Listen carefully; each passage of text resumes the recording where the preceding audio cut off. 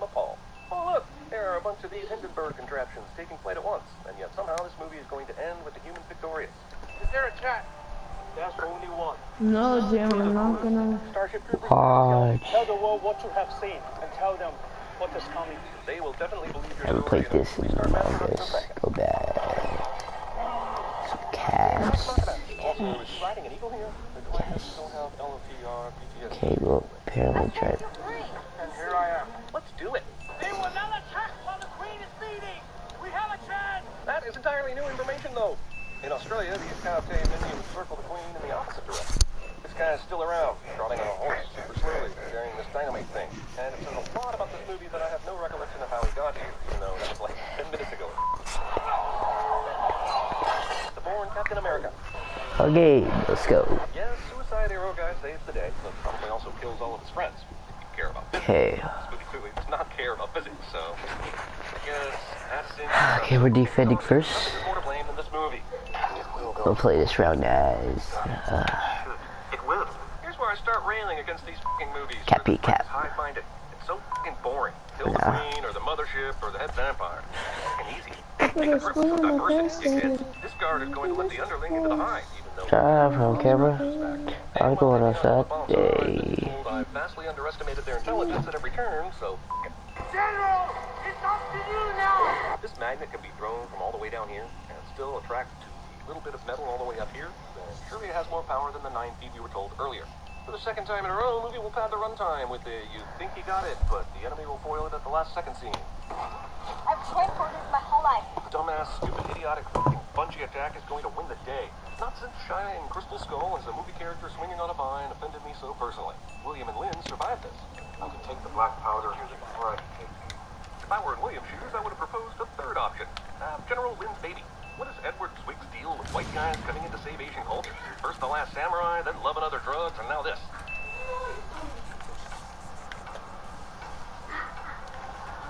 I would build a great wall, and nobody builds walls better than me, believe me.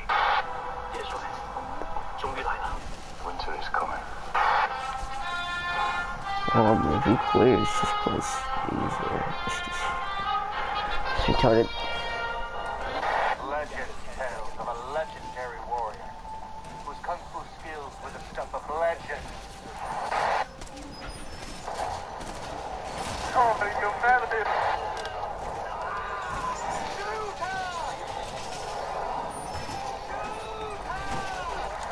I will be your champion.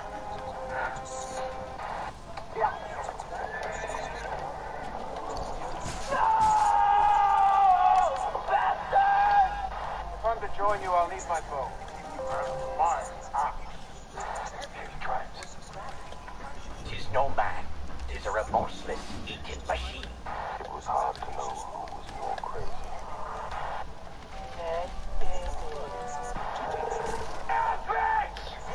Magnet!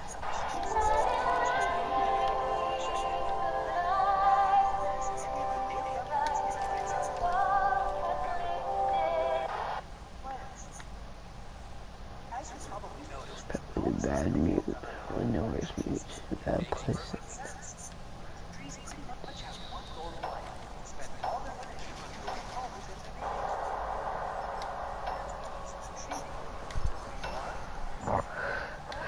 And I'm wondering, wants this battle gear? Are most of you maybe dead because you went off to war dressed as what a 5-year-old wears to cosplay Superman? The oracle's word standeth Clean Hades and Cersei Lannister in this narration. Zack Snyder did not direct this movie, but he co-wrote the screenplay. I imagine he wrote this thing in slow motion, and the movie just followed suit. This one beheading probably took up 3 pages of the screenplay. Also, let's just go ahead and add 100 sins for that.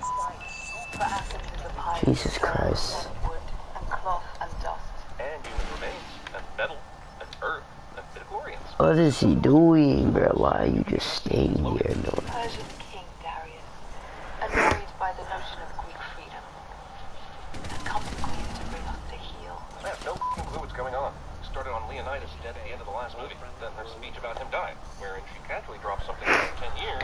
Also clearly seems to blame the Persian king for that war that killed Leonidas. Now is this happening now? This dude hit an ace. Do I have that right? You're gonna exposit so much movie, you can at least give the viewer their bearings. They attack before they can establish their war camp and supply by their soldiers. Is this whole movie going to be her talking over slow motion footage? Back in those days, human blood looked like CGI strawberry jelly. Agonizingly slow horse stampede. No matter how much of a badass you are or want to appear to be, taking off your helmet is not a good idea, especially considering it just saved your life about 4 seconds ago. But whatever, you're a badass. This guy turns around and is so enamored with Xerxes, he probably looks at him for a good 10 seconds before turning back around to see an arrow coming straight for him. Obviously, since everything is in slow motion, this could be a second for all I know, but that's why it looks so dumb when he gets hit by this thing. Guess I won't be needing this anymore. Thank God everyone in this battle just leaves this dude alone so he's able to do this. No. It was Darius' son, Xerxes. His eyes had the stink of destiny about them. And the Mistweeds could see the stink of destiny in his eyes all the way from the beach. So stinky.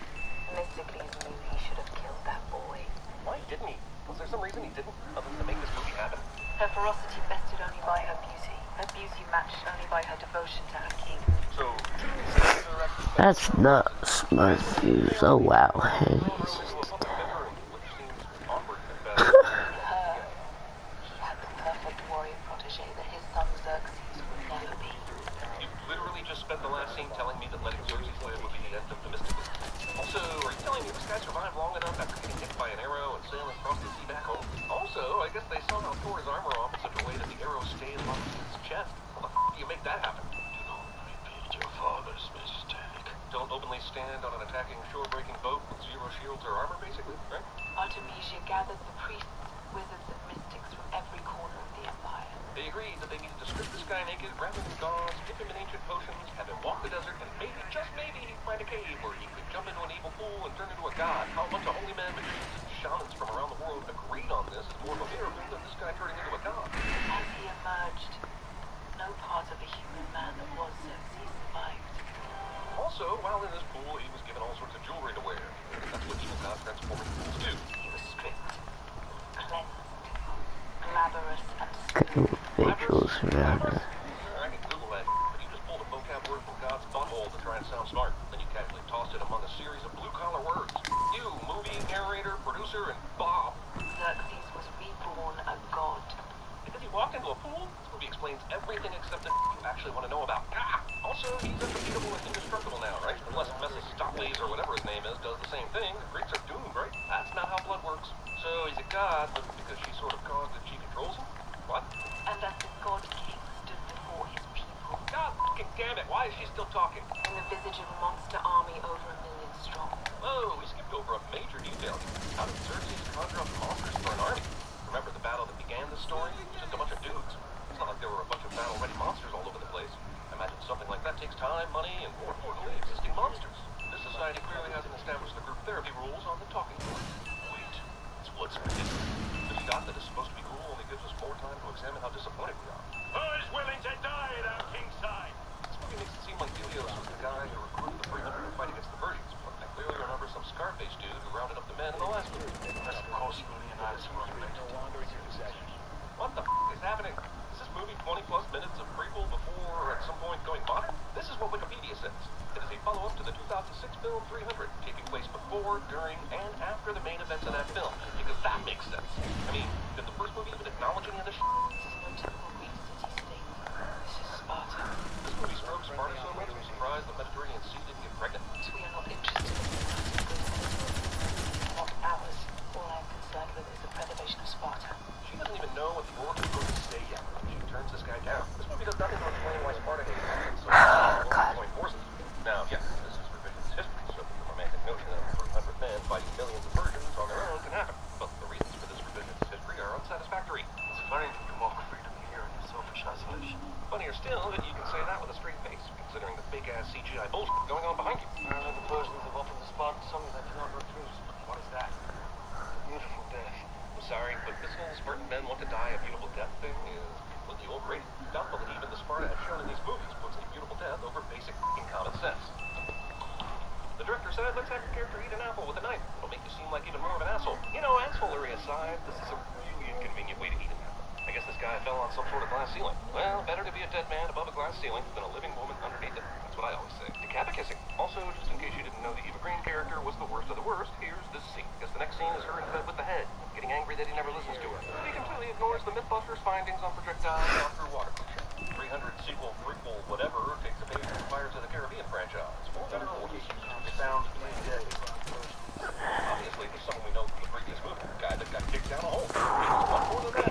buddy.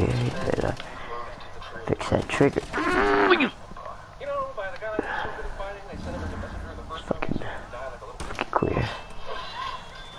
Why would she stop here? She just sliced open his leg and probably his femoral artery as well, killing him in the process. But now she stopped short. She forget until now that these guys saved her life, and that this is a training session? Why do so many shots in this movie have hovering white particles in them? Or Butler only appears in this movie via shots from the first movie. He's not even credited. Probably got a job like Crispin Glover on Back to the Future 2. Oh, Fassbender also got a job here like James Franco in Dawn of the Planet of the Apes. To attack a force of over 1,000 ships without equal force and suicide, such is my plan. A plan which you should all know, since I told you we're sticking with the plan, which suggests we've already planned this out, and you should know what's going on, even though for some reason you don't seem to know. How is it even possible this asshole is just now sharpening his blade? Jesus, the battle is minutes away, asshole. My brothers, steady your heart. For it's been but 5 minutes since the last rousing speech of this movie, and by God, we will corner the market on rousing speeches. Also, no one on any of Of course they have a fuse. being inspired right now. Why are all these soldiers shirtless in these movies? They wear helmets, but somehow haven't evolved to understand torsos are important to protect you. There's only one thing to make sure of when the fighting's done. What's that? Hey, Dick Face, sure he's about to tell you. I mean, you really need to get this guy online. They went out on the siege to battle, but ended up in this three-circle configuration. No naval general, but it looks like a very goofy and ineffective battle formation. How is this 200-football wave aiding the Persian Navy's attack not also a tsunami the entire conquered world should be worried about right now? This is some interstellar here. That wave is easily 5 Persian boat legs tall. This wave should decimate all the Mediterranean civilizations completely. So how are they supposed to attack? The ships are still separate, far apart. Your dudes have swords, not arrows. So is this command supposed to be them to jump in the water and start swimming, or what? This guy throws a spear, but are the Persians shooting arrows right now? Yeah, we can need a couple. Yeah, exactly. Peppering the Greeks. I mean, look at these assholes. What are they doing? I know that this ship got the order to ram the Persian ship, but how did the other ship on the other side get this order? I know they have these If I actually hit that kill, hit the shot. I love how that Okay, well, disappears and is never spoken of again after this battle starts. Go through them! By the way, while the Greeks do all this ramming, where's the rest of the gigantic Persian fleet? This is the problem with action scenes like this. No sense of the overall battle, where everyone is, or what people plan to do. It's all noise and blood. Movie suggests these two can see each other. I'm bored with your failures, Mr. That's apparently the name Zack Snyder now goes by, according to my brain. No, the crew of untrained men will do so well against simple adversity. Whoa, wait a minute. These assholes were untrained, and yet they pulled off every single maneuver without a hitch? How long do you think we could hold?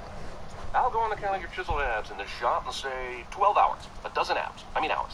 He's rumored to have loosed the arrow that felled the great King Darius himself. So let's rehash that scene for people who suffer from memento. My disappointment is in these men. What a shrill character they created for Eva Green. She's as one-dimensional as it gets, untrusting that the audience will know how evil and unreasonable she is. Now she expects results from thin air, which makes her stupid, and not the type of villain that's going to be satisfying to watch die. This oar hitting the water feels like stock pudding. it's not a good team right there. Issues center mostly on an over-importance on the visual presentation and an under-importance on the story and characters. Now, Don't lose sight of them! wow, sure was lucky that when the Greeks came out to battle today, they had this fog to work with. What would the plan have been if there was no fog? Or did they plan for the fog? The Greeks are retreating. He's got him right where he wants him. Shani is a fine tactician. I was speaking of Themistocles.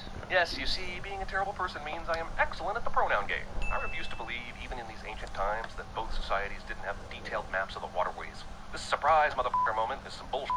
Jesus Christ, how is this happening? Visibility aside, the sea and the land shouldn't be a mystery to any of these people at this point. Gotta say, I'm not a fan of this jumping off the cliff onto a boat to fight technique.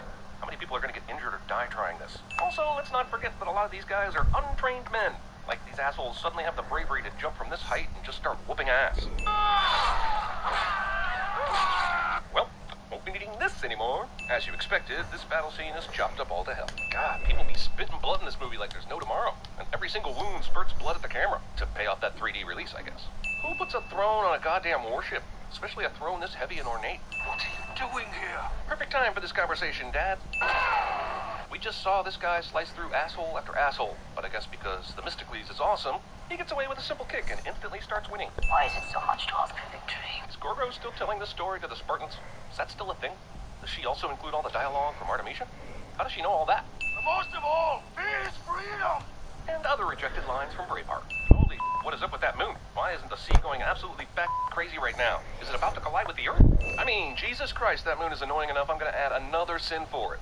That moon. Hear the Greek fighting man. Themistocles gives another speech only 10% of his army can hear. So begins many, many chances for Artemisia to just dispose of Themistocles right now. The character we've been presented gives 0, so why she decides to let him live is amazingly stupid. Themistocles agrees to a late-night boat meeting with the Persian queen and goes without bodyguards, and somehow he's not killed immediately. I offer you a chance. My dude can shoot. Artemisia gives it the good old college try, but seriously, killing this dude right now is the best thing possible. This part of the movie takes up a good 8 minutes of runtime and makes no sense whatsoever. So, Themistocles and Artemisia have some weird sex, which... Drone's ready to go.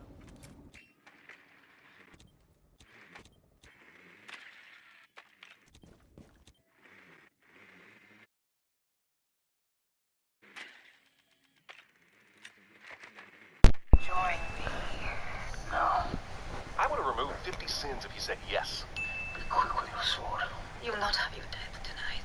Why? Why? It's pretty obvious that Artemisia thinks this dude is the reason why the Greeks are winning, and she's super evil. So why the mercy now?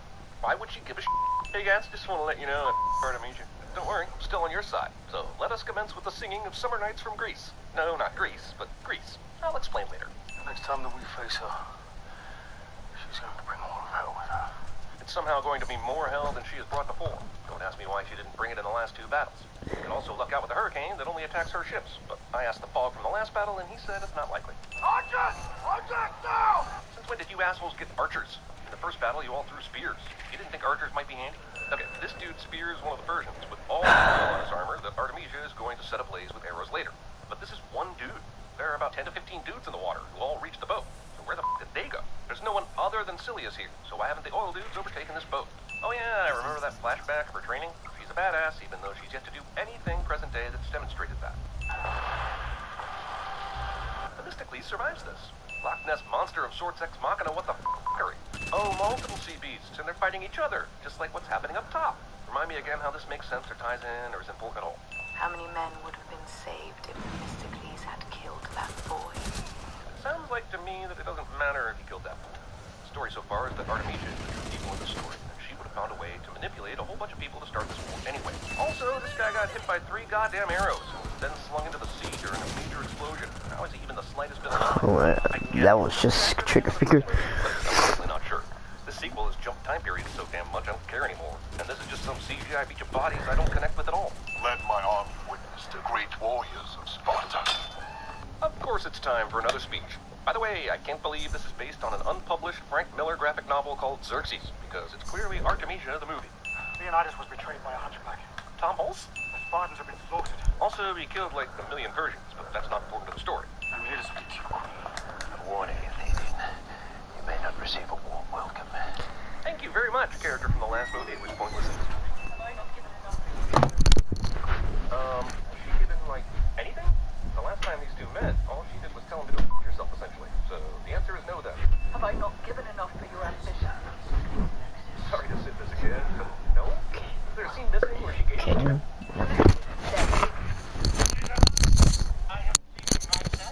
Absolutely no burns. Like being engulfed in flames. Can you believe that? You failed us all. It is your fault. You are all right.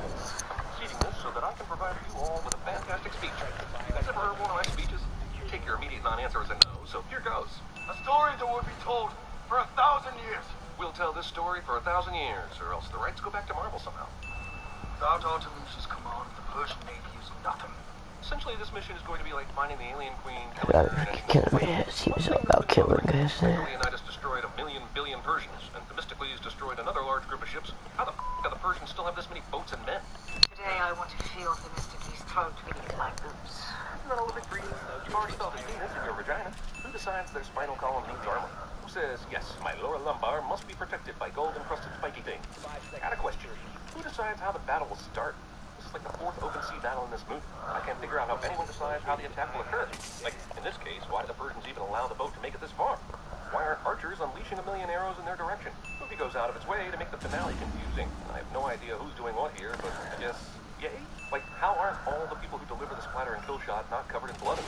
Good luck steering a horse through boat wreckage and dude. I mean, You must have put this horse through some serious immersion therapy to achieve this kind of bravery. Riding a horse across fiery ship debris to face your enemy feels like a video game ending. This f***ing horse is magic. And I won't be needing this anymore. Movie rips off the both of them have the other by the neck cliche from a dozen previous movies. I would rather die of free. Can you just kill her already? It begins as a whisper. Sure, while these two are at each other's throats, there's definitely time for another speech. A wind, my brothers of sacrifice. Damn, that was a long-ass story she just told these dudes on this boat. You know, a handful of these guys are like, gee, we even need to hear about Artemisia and Themistocles having sex that one time? God damn. Does Persia have a Commodore 64 where they run a simple program that spits out random soldiers ad infinitum? I don't doubt for 1 minute that Gorgo is a badass, but do women ever train in the Sparta we've been shown? Isn't this a man's world? Remember, in 300, she tells the messenger that women are tough because they're the only ones who could give birth to the strong men of Sparta. But I don't remember her ever picking up a sword and learning how to use it like she's the second coming of Leonidas.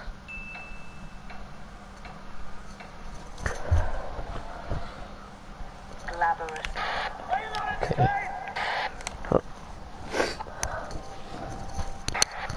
The skipper has yet to put a single crab on board.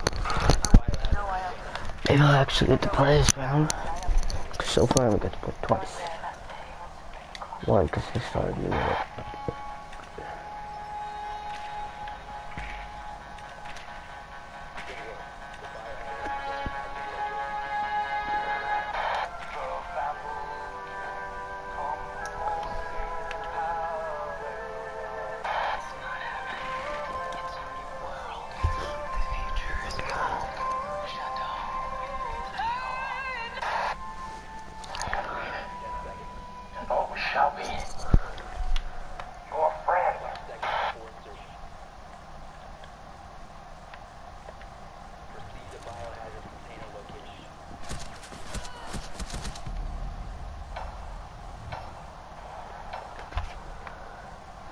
It's fucking hard to spawn peekers.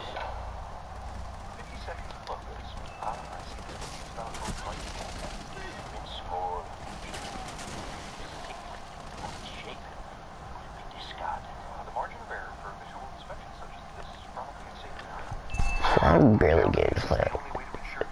I should have got killed by spawn peeker.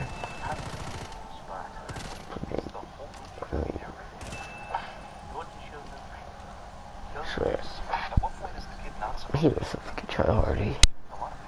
Warner Brothers brings you Zack Snyder's Sin City. Enter the boy. Given up the dead, returns to his people, to sacred Sparta, a king! Our king, Leonidas! So, just be told that all Spartans go to Leonidas kid starting at the age of 7. Other than the fact that he's a king, what was so special about this story? Didn't they all go through the same thing? Zack Snyder films. If it looks real, you're not trying hard enough. If you made all the slow motion shots in this movie real time, the total runtime would be 22 minutes. Yeah, and what? You'll find plenty of both down there. The King of Sparta sounds awesome and Scottish.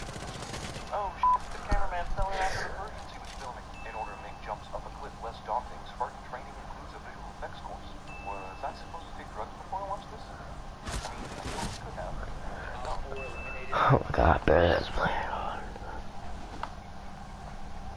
Racist. Until someone tells me it's not racist, I'm gonna go ahead and consider it racist. Leonidas. Also, all of Sparta can see the king's ding-a-ling if they happen to look out their windows. Roll credits. And the captain completely lied. He said all the soldiers had sons to carry on their names. Always born sons to carry on their names. And what's worse, he says he has others who could replace him. What a dick. Now that you ask. Where the f*** did they come from?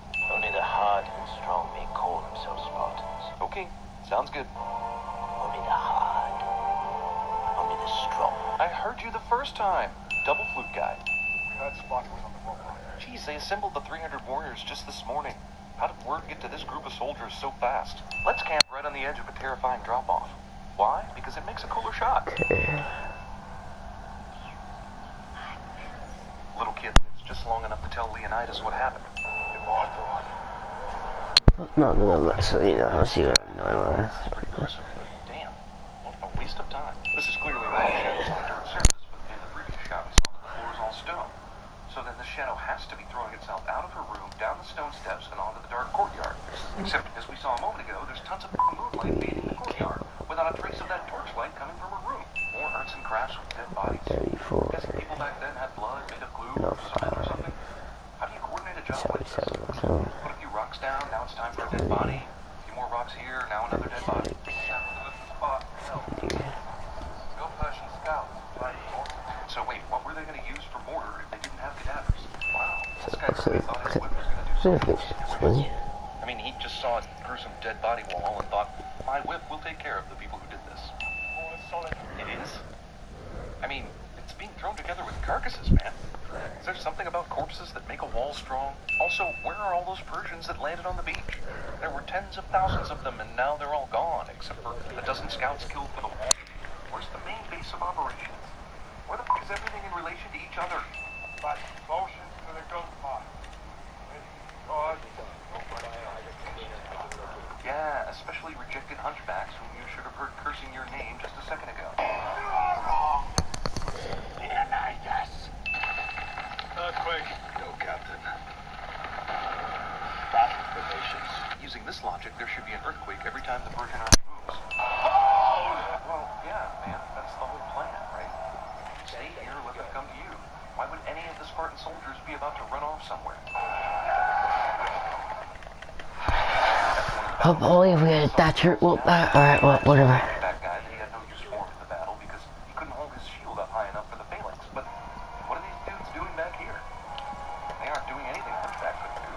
And what about when the battle gets to this point in the open field? You couldn't use at least one Hunchback here? Leonidas throws his spear and hits one guy, but two guys go down. What, are they conjoined twins? Geez, if they'd send more than one Persian at a time at him, they could take out the king pretty easy. Leonidas is kicking some major ass. Luckily, he's the only person that we will ever care about in this 300 Spartan army. No reason to show the other guys. I'm sure they're kicking ass in their own way, but it's right. Why does the rest of the massive Persian army pause and wait while the Spartans drive this small group of Persians off a cliff? Oh, I see. It's so that we can get this shot. Great. Awesome. Also, a second ago, this cliff was wide. The Spartans were 8 or 9 wide pushing them off, but then in this glamour shot, it's a skinny cliff with just 1 or 2 Spartans out in front doing the pushing. How did Leonidas forget about these assholes? These bred from birth badass warriors all stand in awe of the obvious arrows for 10 seconds before anyone thinks to yelp and undertake cover. Yeah, you showed those arrows who's boss. By the way, how did you get your spear back? You threw it into the Batista twins a minute ago. You were using your sword, and the arrow attack happened right after that. The movie reads my mind about what I want to see and keeps cutting back from the battle scenes to riveting shots of boring life back in Sparta. Antagonist says it would be unfortunate if something happened to the protagonist cliche. The director said, here, eat an apple. It'll make you look like even more of an asshole. There's no reason we can't be civil. Ha-ha, and there's the reason the apple was in the scene. It makes the "we can't be civil" line so much funnier when you say it with a mouthful of apple. Okay, so it would be stupid for the Persians to kill Leonidas because all of Sparta would go to war, but would it be stupid to just kill Xerxes right here and now? He has no one defending him at all. Oh no, the dreaded omen of the seagull flying off a spear. This guy will fight for you, but you need to put him in chains when you walk him to the battle. Why doesn't Xerxes send 2 armies, one to fight at the hot gates and one to climb this easily climbable body wall? Seems like an easy strategy. I don't know. Okay, first, why would you scream and give yourselves away like this? And second of all, why didn't the leader of the Immortals take some of the 10-second head start Leonidas gave him by shouting to, I don't know, run away? Also, I'd like to know how this dead body pile did anything to help the Spartans whatsoever. They pushed the dead bodies onto one dude. It wasn't that big a surprise that they were behind the wall because the Immortals already had drawn their swords. I just think this movie has a dead body fetish. And finally, who's guarding the hot gates right now? Every single Spartan is behind the dead body wall. Why did the Immortals even come to the wall in the first place? Wouldn't the hot gates look completely empty right now? Why was this immortal dude running toward the monster guy? Was it so the monster guy could show his brute strength? Random axe shows up out of nowhere on the battlefield when all the Immortals use swords. This is such a weird fight scene. The monster thrusts his sword towards Leonidas and somehow he's able to stop it by crossing his arms. When it cuts back to the monster, he's got the blade end facing upwards somehow. Also, Leonidas somehow holds off the growling monster with one arm while his other hand goes to pick up a random dagger. Why did Xerxes and his never-ending army of millions take the night off? Can't they enter into a simple attack-sleep schedule where well-rested groups of soldiers can attack and keep the Spartans from getting any rest? Our eyes bear witness to the grotesque spectacle caught forth from the darkest corner of Xerxes' empire. This grotesque spectacle caught forth from the darkest corner of Xerxes' empire is a huge rhino. grotesque spectacle felled by one measly spear. 100 nations descend upon us. The armies of all Asia. Yeah, but one at a time. No computers were harmed in the making of this scene. I officially don't know what the is going on in this battle. There were elephants falling off cliffs, and now they're on a battlefield that looks like they're in the middle of a desert somewhere. And the Persians keep sending unskilled fodder toward the Spartans and expecting anything to change. Why would you throw your only weapon you have left at one dude when there's plenty of other dudes to kill? Well, not like they're a challenge or anything, I guess. Arsenos! My son! Well, I hope you're happy. You just cursed your son to movie hell right there. Oh no, how will we ever warn him in time? The skilled warrior somehow doesn't hear a horse running behind him, and it takes about a month for him to finally turn around to see it. Where did the rider go? Did he just ride in here, cut a dude's head off, and disappear? Captain's cries of pain at the loss of his son are more frightening to the enemy than the deepest battle drum. What? The army of Alright. captained by an 8-foot god is scared by mourning? Mourning? Was I supposed to take drugs before I watched this movie? 300 crosses into Rule 34 territory. Your choice will be endless. Can you just, use your god power to make me not look like sloth? I require only that you feel. Also, Persian Shaq is addicted to sloth. Leonidas' wife insults the only guy that can help her. But tonight, we died in hell! Hell has a horrible rating on Yelp. Sarcastic clapping cliche. This won't be over quickly. Actually, it's over pretty quickly. Did the Persian mole councilman just carry around his Persian stamp? I was supposed to, but I hadn't even noticed. It's not like they'd be spendable in a city at war with Persia. Come to think of it, why did he even accept that as a payment in the first place? It's basically worthless to him. Steady breathing. 300 is back. There's nowhere near 300 of those guys left, dude. Old Leonidas gives testament to our bloodline. The word was spread that bold Leonidas and his 300, so far from home, laid down their lives. How does the narrator guy have any idea what happened after Leonidas sent him home with his message? Just standing out here in a field, just in case someone wants to tell me my husband is dead. Credits brought to you by a much cooler version of the animated movie you just saw.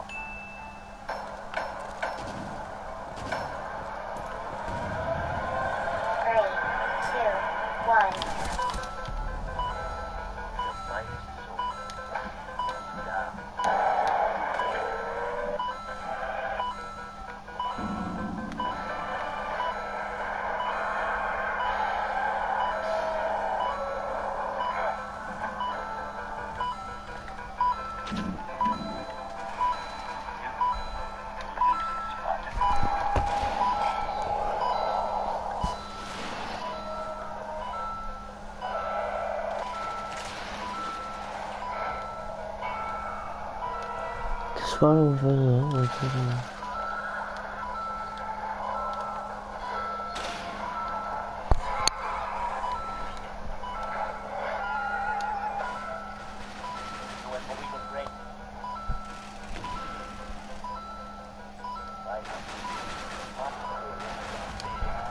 Bruh, come on now, you could have killed the goddamn dude. What do you mean, Martinez some doo-doo? Oh my god.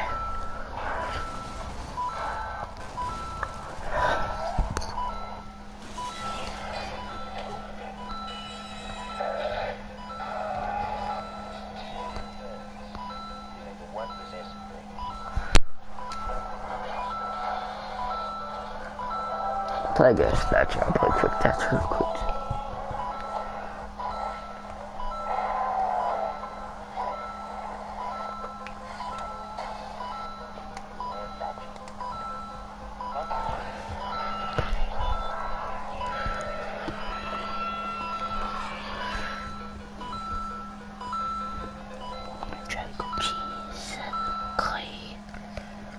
If China's 8 hours ahead of us, why didn't they warn us that the McRib's coming back? Do I sound as smooth as butter?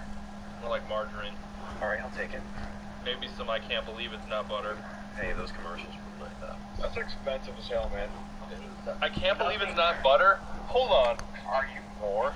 Is this something where you are standing in the dairy section, you're standing in front of the butter, and I can't believe it's not butter, and you're just like, maybe one day. Butter? Not butter. Butter, not butter.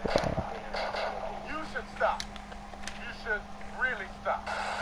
Does this make any of you guys uncomfortable? Because it makes me a little uncomfortable that Doc in this new operation background looks like he wants to casually molest me. I got bitches all on mine. All that I'm seeing here is the emoji, which kind of makes me want to die, but it's not even the official thinking emoji, it's just a shitty knockoff one. Ubisoft should have made it woke, or at least not eyeing me up like R. Kelly at a urinal. Stop that! Whatever his deal is, I definitely do not want to be revived by this guy, even if I'm bleeding to death, because I imagine he would do a terrible job. I better not find a glove in me. Yeah, I really can't put into words how excited I am to stare at this spawn-peaking, self-reviving champion of an operator for the next 3 months. I thought you said Reese. Yeah, oh god.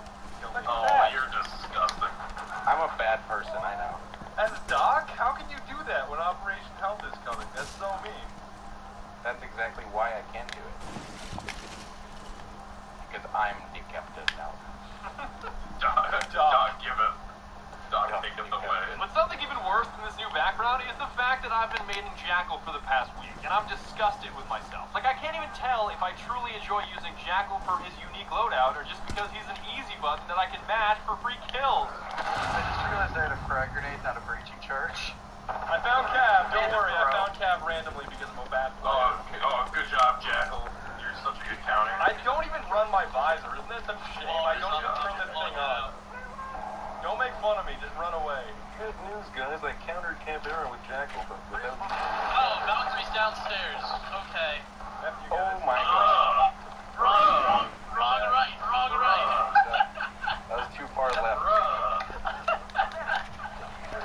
You gotta be shitting me, dude. You know what? Yo, hold on. Whose idea was it to put two of them in the closet? There's 2 people in the closet. Rook and Smoke, I believe, are both. Why am I reloading with 20 bullets left? 30 bullets left. When did I down myself? Oh, there's one above me. Above me, Sledge. Above me. Oh my Sledge, god. above me. I know where the last one is. You ready for this shoddy match? Yes, I got it! The drag scope. Oh my god. I want to tell you that I played Jackal for his super I'm so bad. enemies to run around like children on a playground. That's also not the reason. Listen here, you little shit.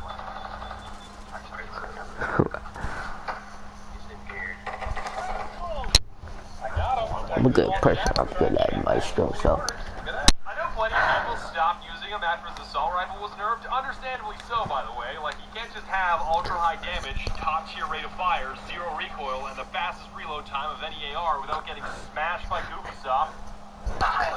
Rob. That thing was like, shooting out of a fucking water gun before the nerf. It's like, oh yeah, look at all this recoil I have to control, but now it's like, you know what, now I feel like I'm shooting out of a toaster. There's a little bit of recoil. Yet somehow, someway, the PDW was completely untouched, and I have no idea why. Because in my opinion, a 50-round drum mag, laser beam accuracy, rapid reload, and hip fires as tight as a drum is scarier than Scary Terry from Rick and Morty. Nightmare, bitch.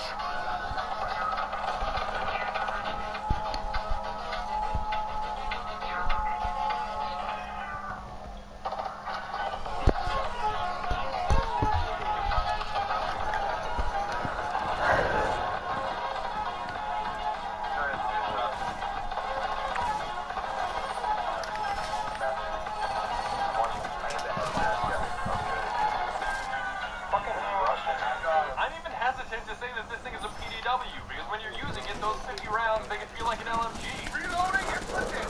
Now, you could counter me in saying that it doesn't have assault rifle tier damage, which is definitely true. I like how you have 50 rounds of the peas you didn't eat for dinner last night. You just froze them over again, and you can just shoot for 50 rounds of those. But if you're aiming where you should be, it's essentially 50 chances to dome somebody in the noggin. We got one. How many more in the hallway? Got another. Oh, I see another one. You're in perpetual timeout, right? Bam. I'm just gonna do this. Oh my god. I hella thought that. I got Chunky. He's lit. He's so lit, dude. He's so lit. Playing a hash on the second floor. I like how I shot that guy in the face and he has terrible aim and his name is Dr. Potato. Okay, we got him. Nice. What? Friendly operator remaining. No, remaining. 1 out 4 remaining. Can I make it?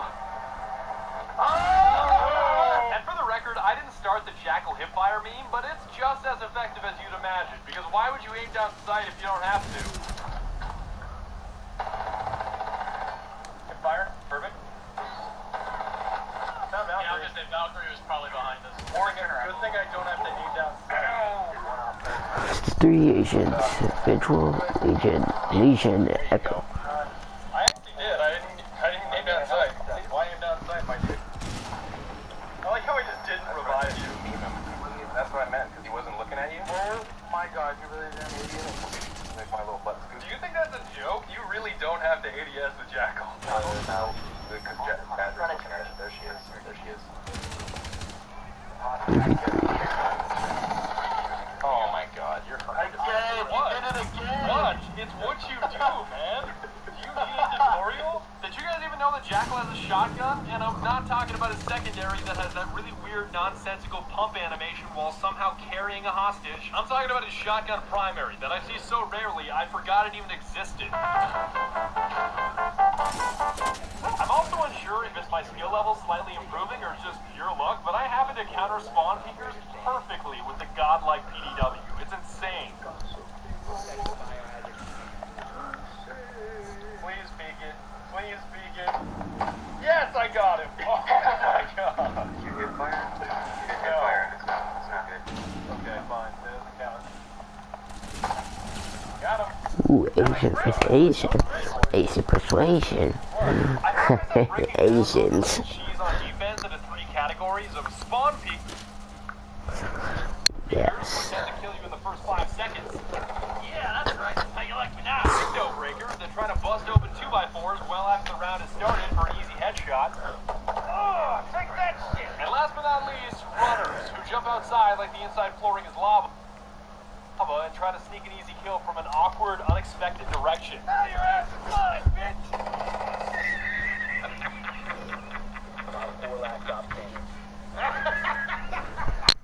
Overall, I find myself significantly less infuriated with this kind of cheese because it has one hard counter called experience, or the slightly more immediate counter, a drone. But I'd be interested to know what you guys think of spawn peekers versus window breakers versus runners, and how much experience / how sweaty you are. Because I think the sweatier you are, the more that you do it, and the less that it infuriates you.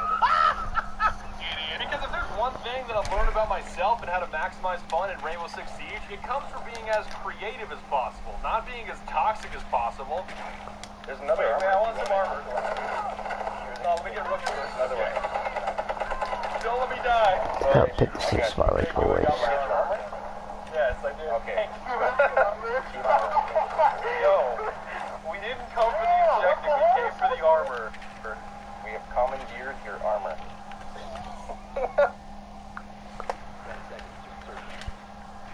However, even my feeble creativity has limits because for an unknown reason, every time I try to pull something clever and cheese to Shanka, it never quite turns out as intended. Wait, it's Shanka. Here. No! I'm gonna put it down and blow him up. Damn it. I was so close to my dream. You left. I can't believe you fucking... You were very close. That's my favorite thing to do, because a breaching charge is such a big explosion. Want to reinforce this? What? Chuck step. I got him. Got him, Chunka. Why did Chunky need to do that? Now I want to go ahead and turret. Can you do it? Go for it, dude. No prop traps. Secure the container. There's somebody right there. I want his turret. I want it. I can't vault this. Oh, what the fuck? Wait for him to enter. Don't kill him. Just go prone. Go prone. Go prone, please. Let me get him.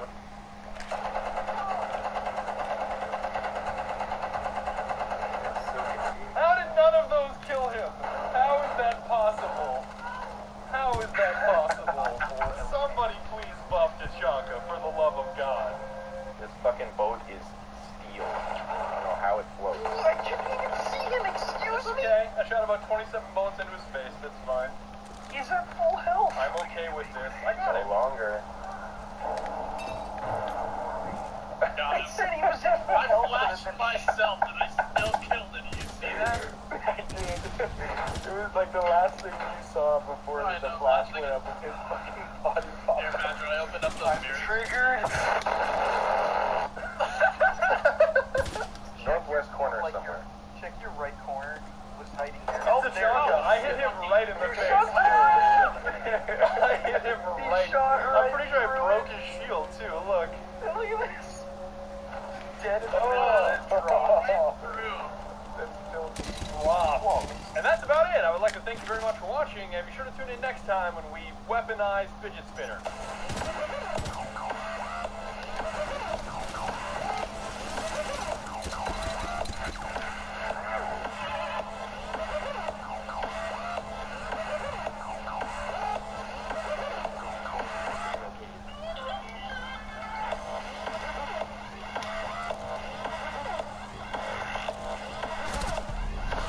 Why do they keep coming behind me?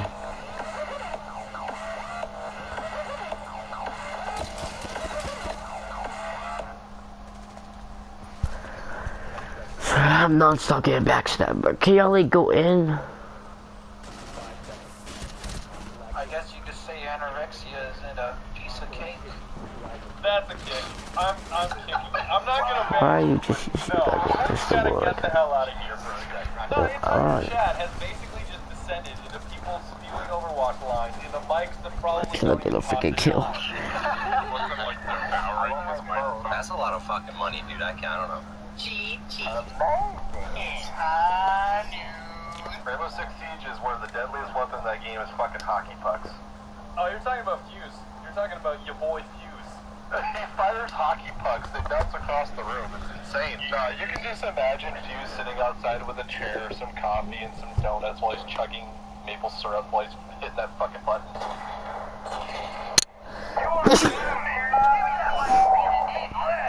This is terrible, but anytime that I think of Mira, I think of that He Burned My Patch video. Have you guys seen that?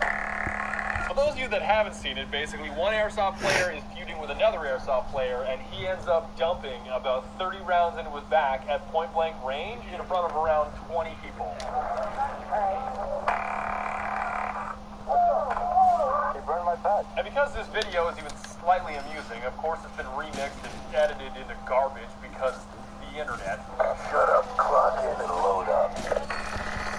I don't know, maybe it's just a Vector or a K10 if you're in on that joke, which a lot of you probably are. That just reminds me of an airsoft gun. It just makes it perfectly analogous in my brain because those are the only types of weapons that can dump that many rounds into someone that quickly. My experience with Mira so far is nothing short of polarizing, at least when it comes to her primary weapon, because you're either the guy that is meticulously picking off headshots, Popping heads like grapes. or you're the guy that sprays bullets like he's flying an A-10 Warthog.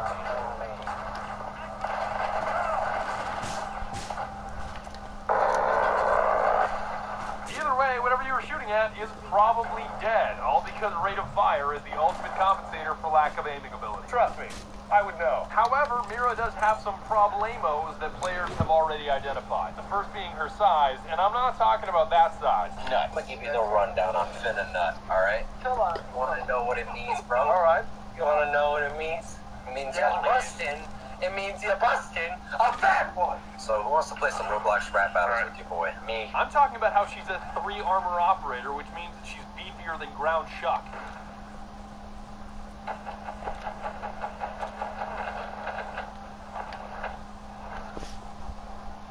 While simultaneously being extremely tiny as an individual with a tinier hitbox. I swear I hate your head, Mira. This makes me so sad. Of course, the most important hitbox is always going to be the head, and most players that I've talked to are a little pooper pain that her visor doesn't count as her hitbox, nor does her backpack. Whereas other 3 armor operators like Tachanka, Kang, and Rook seem to have hitboxes that are comparable to the weapon charm. Rook, why did you get headshotted? Because I have a hitbox the size of a fucking extra large pizza, so shut your mouth. Okay, so now that you understand that she carries around an A-10 Warthog as a primary weapon on her shoulder, and she's as bullet resistant as Superman, let's move on. I'm starting with the man in the mirror. Hey, Bagger. Stop. Bagger, I love your videos. Well, I'm about to die because of you. I'm asking him to change his... I'm kidding. I'll stop now. Don't worry, this setup is tactical AF. I know what I'm doing. I'll pay for it. And it's already glitched. Yep, you can bust the canister from the other side of the wall as an attacker, so that's not working as intended. What else is new? Simply put, you melee it from the other side of the wall in a certain sweet spot, you'll see a hit marker and it'll pop down. I know that may be a bit of a blemish, but what I love about the mirror is that it provides a tremendous opportunity for creativity. Now the conventional route for using this thing is to throw it on a reinforced wall, blow the canister once you see an enemy, and headshot them faster than JFK. Man, that sucks for you. But sometimes that can be tricky because teammates will start arguing with you over which wall to put the mirrors on and which direction to face them. Wow, okay. I one right here, but on the side that I'm on. Like right there. Yeah. No, dude, there's a picture of a dinosaur right here. I don't want to ruin that. Fuck that dinosaur. Whoa, easy. Another cheese tactic is to throw the mirror on a reinforced wall, but keep an adjacent wall without a reinforcement, so you can use the mirror for line of sight and then wall bang once you line up. Just skip the reinforcement altogether, throw it on a plain old wall, and wall bang in any direction or angle that you want. Yeah, I've died every single one.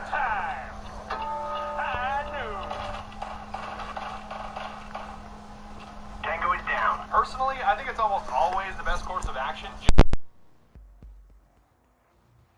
Flying hole which screams, I can see you, but you can't see me. Because not only is it blatantly obvious when someone has busted the canister and is ready to shoot in the face, because the sound effect itself is not well blended into the environment. Just listen to this. You see that? It's pretty obvious that the mirror is coming down because it's poorly blended, and it's not even really directional. It's like a higher volume than the other sounds, and it just sticks out so much you can pick up on it instantly. Not criticizing the design, by the way. Maybe that's intentional on Ubisoft's part to give you a heads up before it comes down. It's almost like me layering a gunshot sound effect into a video without any sort of blending at a heightened volume. You see how that sticks out? Versus me hitting it with a filter and some amplitude modulation just to make sure it's blended into the environment. So now that you know how much it sticks out, you can see how easily people are baited into dropping it, thinking that they're in for an easy kill, yet they end up getting headshotted.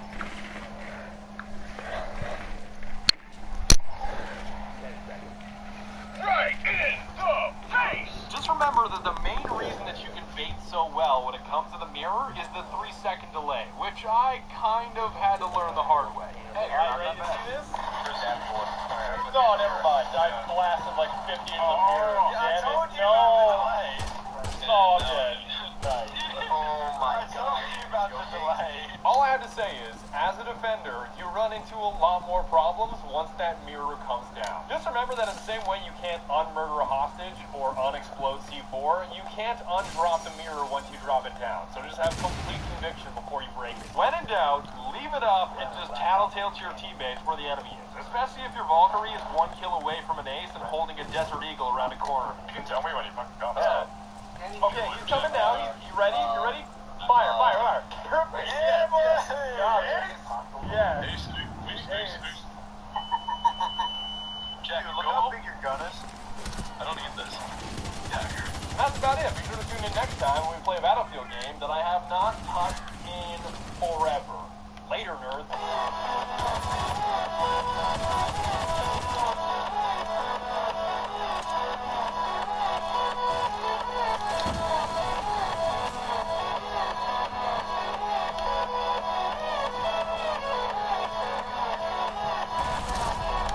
God, can I not get killed by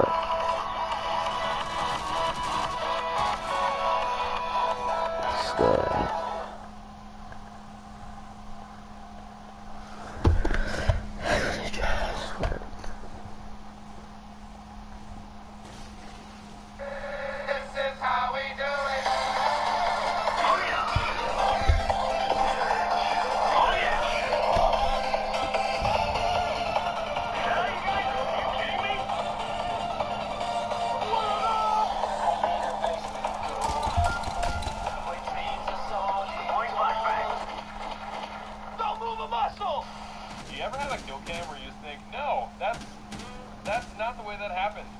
I don't think so. Unless Mute has somehow found a way to pierce titanium with his elbows, I definitely should not have died there. But just to give him the benefit of the doubt, let's see his perspective.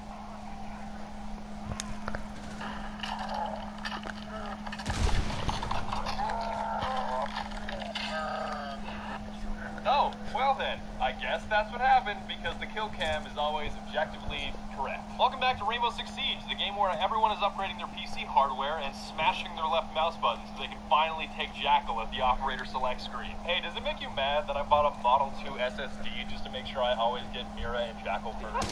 Yeah, it has a faster load time than any other SSD on the market. Isn't that sad? That's so sad. I can definitely beat your load time, bro. Grade 0 SSDs, oh yeah. Hey, you want to hear something funny? You know what I can actually do now? I got a 165 hertz monitor. That's a 140 they are overclock to 165. You can overclock your computer monitor. Welcome to the future. Holy shit. It's easy to see why, though. This guy is terrifying. Go fuck with me! Terrifying enough to get me my first ace ever, which was also a clutch when we were already playing 4v5. It somehow happened.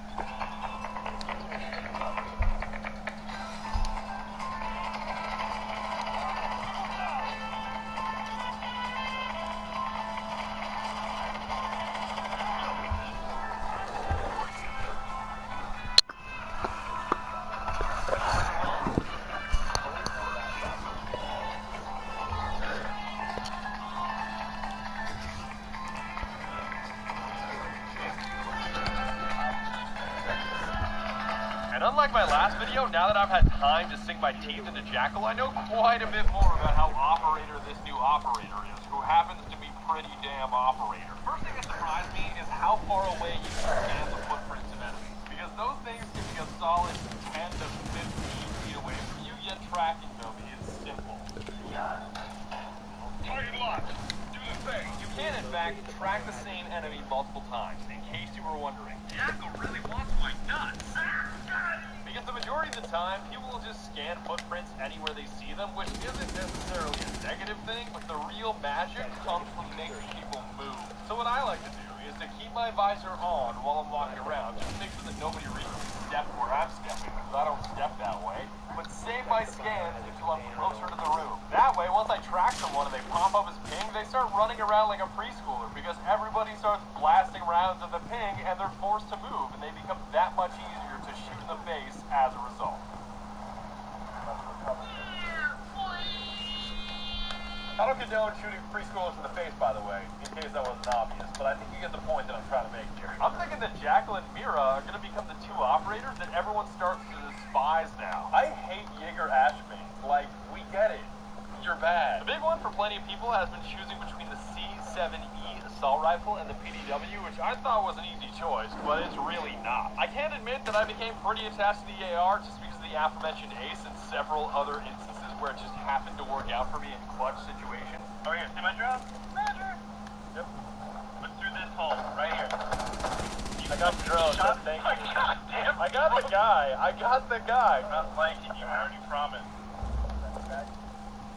Are you sure? I don't trust promises, man. I had a rough childhood. Let me hit my claymore. You owe it to me. Don't shoot my claymore. Don't you fuck. I got him. Don't worry. No pressure, man. You're just don't fuck taking win this fight. 4 remaining. Mira, you fuck.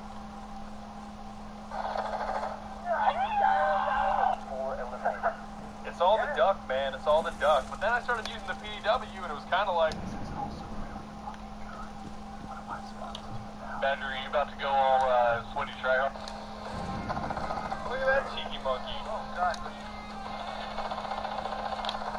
Yeah, girl, should be on A. I don't care, I just got killed. Good go. Oh, what? There's a guy on A. Guy on A. Good go, good go. Frost is on right there. Good job, good job. 1v1. Where is he?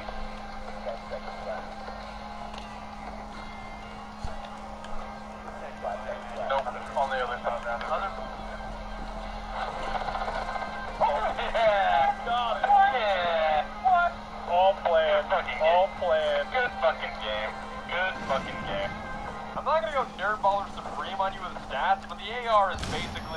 damage, fewer bullets. While the PDW is less damage, more bullets. The way I see it, if I'm playing a map that I know decently well, I'll run the AR, and if I have no idea what I'm doing, I'll just stick with the PDW. By the way, this new coastline map is pretty neat. 10 seconds left. Oof.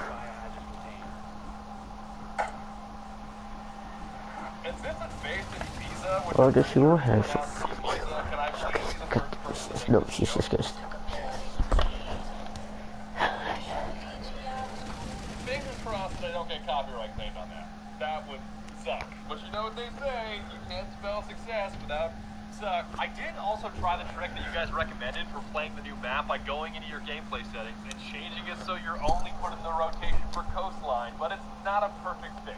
It does seem to improve your chances of playing coastline, but it doesn't mean that you should be playing coastline every single round. I'm a real big baller because I made $1 million and I spent it on girls and views. That's not right. I also think that Ubisoft secretly likes to punish Rainbow Six players that tend to be more ostentatious, because if you look at the Photon headgear that comes in the special skin with Jackal, it's bright white with orange tips, and his Photon BDU is littered with orange. Not only is orange the color that hunters wear in the woods when they are trying to be seen by other hunters, but I wonder what these cosmetics remind me of. Please headshot me. And a quick thank you to you guys. Thank you. Now, every time that I run into one of you in-game, which happens often, you try to convince me that your main operator is a dick, to the point where Caviar is basically sitting on top of me. Oh, there's some. Cab rolls everywhere around me. Cream, get the hostage. Dollar bill, y'all. That's about it. Be sure to tune in next time when I whine like a small child about the grenade spam in Battlefield 1 that is making me more butt frustrated than a dog. Bye. Just those who make their people eat.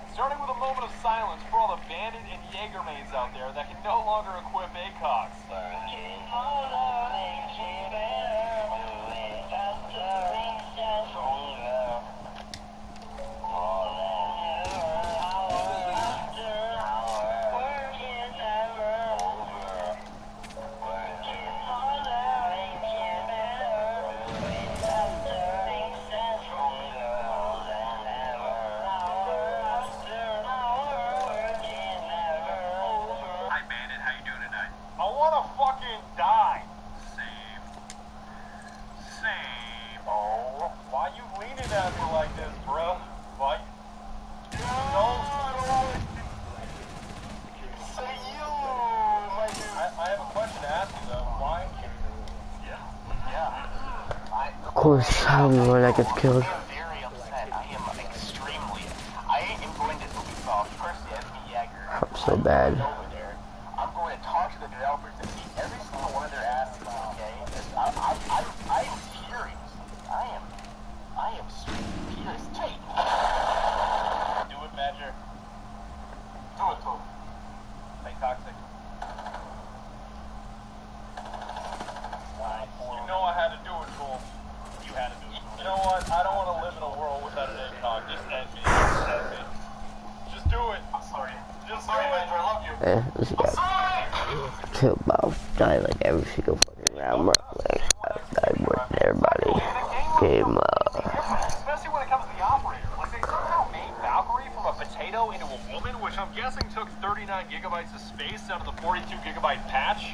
The other noteworthy ones off the top of my head are Hibana going from a plain Jane Japanese woman into an edgy anime character, Frost is now hot enough to melt ice, and Capcan no longer looks like a crocodile with Down syndrome. Infuriate crocodile alligator. Oh yeah, and Glass now has the shoulders of a gorilla, can bench press 450 pounds, or in Rainbow Six terms, 1 rook. Do you even details? Ubisoft even fixed the dock glitch, where you could rack up unlimited mess shots, which I'm really upset about because I started doing the glitch in casual and spawn peeking with my stim pistol, and it ended up being significantly more entertaining than I expected. It's super neat, dude. I won't use Beyond 3. I'll actually, if you want, I can show you where I spawn peek with the stim pistol. I try to snag an enemy before you can spawn.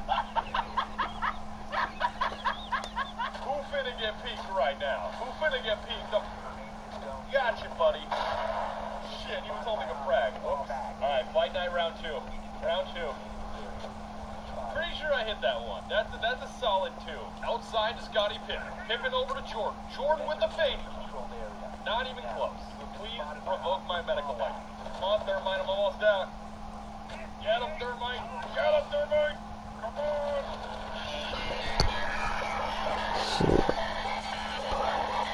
But even though the glitch is gone, I still consider both Doc and Bandit to be extremely shady, because the death stares of some of the operators at the endgame screen make me wonder if they're still cooking up some of that blue stuff underneath the fried chicken joint.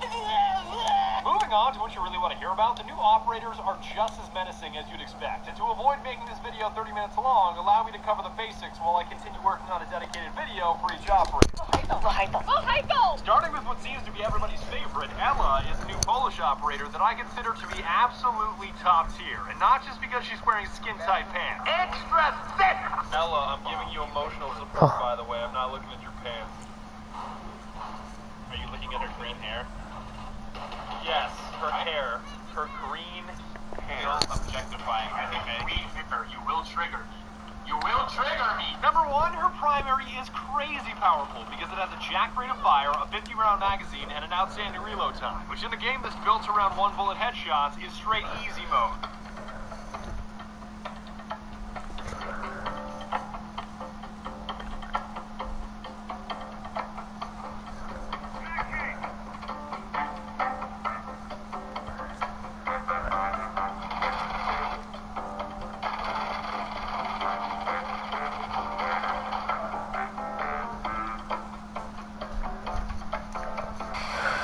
Shotgun primary is scary because it has solid damage, you can spam it like a pistol, it has a large magazine, and it reloads quickly. So as long as you manage the recoil, it's mega lethal.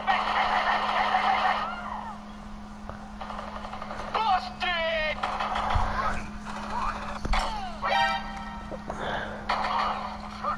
And if that wasn't enough for you, she's now the only operator in the game that has a red dot on her pistol. Not to mention that she has 4 ice cream cones that can stun you like an echo drone for what feels like 10 to 12 feet away. Mom, do you want an ice cream cone? Well done. Yes. Check this shit out. wow. I really want to use it as a weapon just to bop somebody on the head, but I don't think you can. I'm gonna make this hostile. 13. Legion is the other new defender who's practically the same story. Lethal primary with a jack rate of fire. Check. Shoddy primary, that's also terrifying. Check. Traps that are ultra useful and ultra annoying. Check. Overall, he's undoubtedly another top tier operator because he's got amazing weapons, his debilitating mines are extremely hard to see and provide great intel as to where enemies are approaching from, so maximum lurking is definitely recommended. I got your DLC right here. Next time, check your corners. I'm a lizard in a bottle. You gotta rock me the right way to the bottom of every lizard. Oh, we shouldn't skin yet. Yeah. Northwest. Oh, it popped. I'm a lizard in a bottle. You gotta rock me the right way. Thermite was in there when he killed me. Alright, what? Yeah. Wow. There you go. Well done. The basic idea is that these near-invisible mines deal 10 damage once they detonate, and then leave you for 8 damage about every 3 seconds. My dude might show some Door, man. You got a fucking door in your neck. You're crazy. You're crazy. You're crazy. I like you. But you're crazy. If that's not enough evidence that you have to try him out, just check out his outfit. He's such a baller operator that he dunks on the other team in cargo shorts. Not to mention the toothpick in his teeth, which oddly reminds me of Denzel Washington from Training Day. There it is. And finally, the Hong Kong attacker Ying is the last operator thrown into the Rainbow Six mix. And although she's my favorite, she's definitely not Ella, and she's definitely not Legion by any means. That's a clean kill. Boy, I know you ain't trying to play my Yig right now. Yo, I'm trying to Yig with the Yig, you know what I mean? I know the players have been touting her 80-round drum mag as incredible, but it doesn't have the rate of fire to match, because when you're up against new operators like Ella and Legion that can unleash a fire hose of bullets at you, odds are you won't even get to fire all 80 of those rounds before you die. Safety is never the objective. For Candela Gadget is a blast, and the easiest way to think about it is it's like a throwable fuse charge that deploys flash grenades instead of hockey pucks. Flashbang. Throwing flashbang. Oh no, I missed one. You can hold it down to delay the detonation by 3 different settings, and it can also be rolled on the ground or placed on a breachable surface to be shot to a room. Hey, buddy, how many fingers am I holding up? 2, 6. Perfect. Alright, let's go. I'm just gonna flash and go. There's no way she's gonna... Come on, look at it. Look at it. Yes, she was super blind. Super blind. That answers that. Please don't peek. Please peek. I saw him throw the crap. Ow. Ow. He could be like... Oh, never mind. Thanks. I have to stop. This is gonna kill me. Oh. That's definitely Castle. I can hear it. Well, never mind. Doesn't even matter. That fuel win, no thermite, and no Iban on your team. What are we even doing? Ground level. Oh. Rose got too fast with the drone hole. Look at that. Okay, he's down. I bet he had like 6 traps here, though. Just plant. Just hold F to plant the diffuser. Whatever. I think there's one right, and there's one... I don't even know what that room's called. Oh. Where's the last one? Surprisingly not that hard. Oh, yeah. Just to be that guy, I've been tossing all 3 at once and then busting into a room for like a chain reaction of 15 flashes. This is not the best players I'm going against right now. Alright, that is just nice try, Mandy. Nice. Sorry about your cut. Come on, there's one guy up there. I'll just drop all the grenades I have. Come on. Come on, Blitz. Let's find him. 6. Where the... Oh, he was right there. I have no idea what happened. I thought that was his dead body. I just blasted the shit. He didn't even know where he... Like, look at that. He has no idea where he is. Alright, time to do a big. Time to do a big. I'm popping everything I have. Who set off fireworks? Just hold him. Smonk's still up. Smonk. Gate down.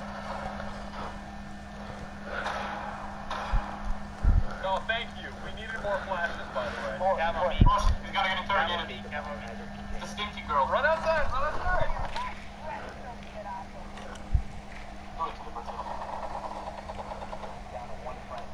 I'm just gonna full auto her. She peeks. Yeah, got her. I believe in you. Just throw another one of those guys. Count.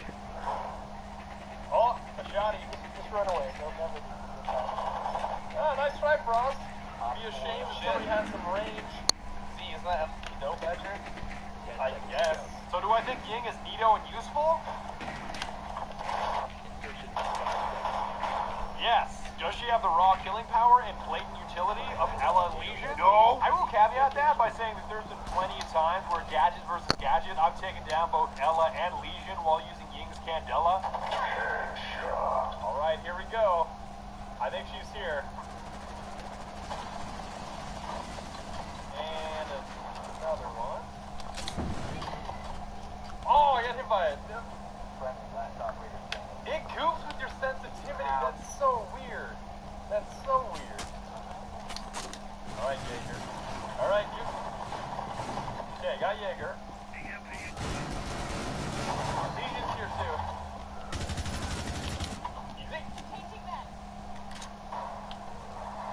Let me just. Somebody has a shotty right here. Let me just spray. Not that I need to reload, but. Chase down. Uh-oh. Boom. Yes, that's And booted.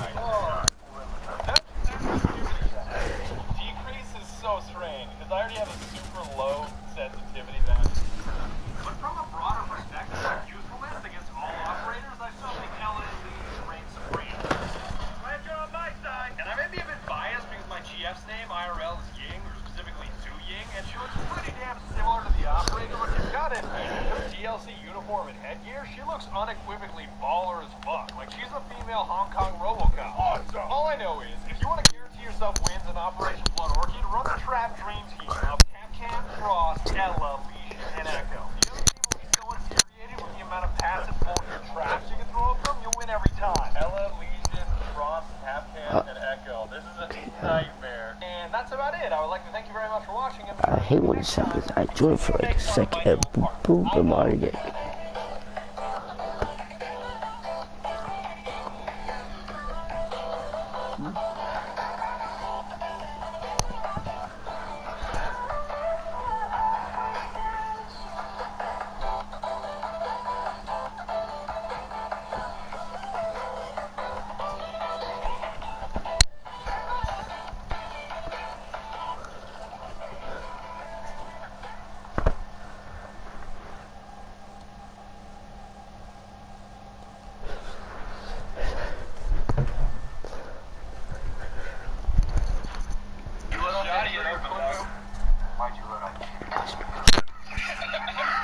A1 flashes.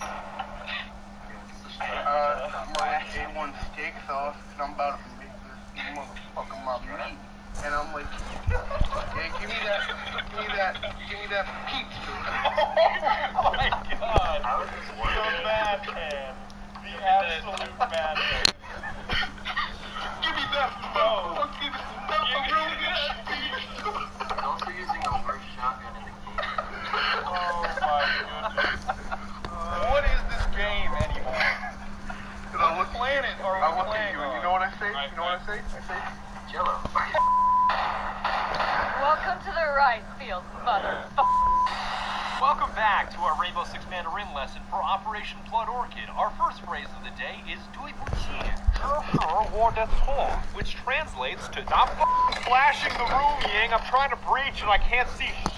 Just kidding. They don't speak Mandarin in Hong Kong. They speak Cantonese and English, especially in Lan Kwai Fong. Thank God. Now that Operation Hell is finally over and we've said goodbye to ACOGs on Jaeger and Bandit, and whatever that was, it's finally time to endure the early season sweatiness that is Operation Blood Orchid. The kind of sweatiness that leads to team killing one another just so you can be credited with destroying the diffuser. And what better way to navigate this new operation than by learning all about the new attacker Ying, aka the new Asian chick that everyone thinks is super powerful but probably isn't.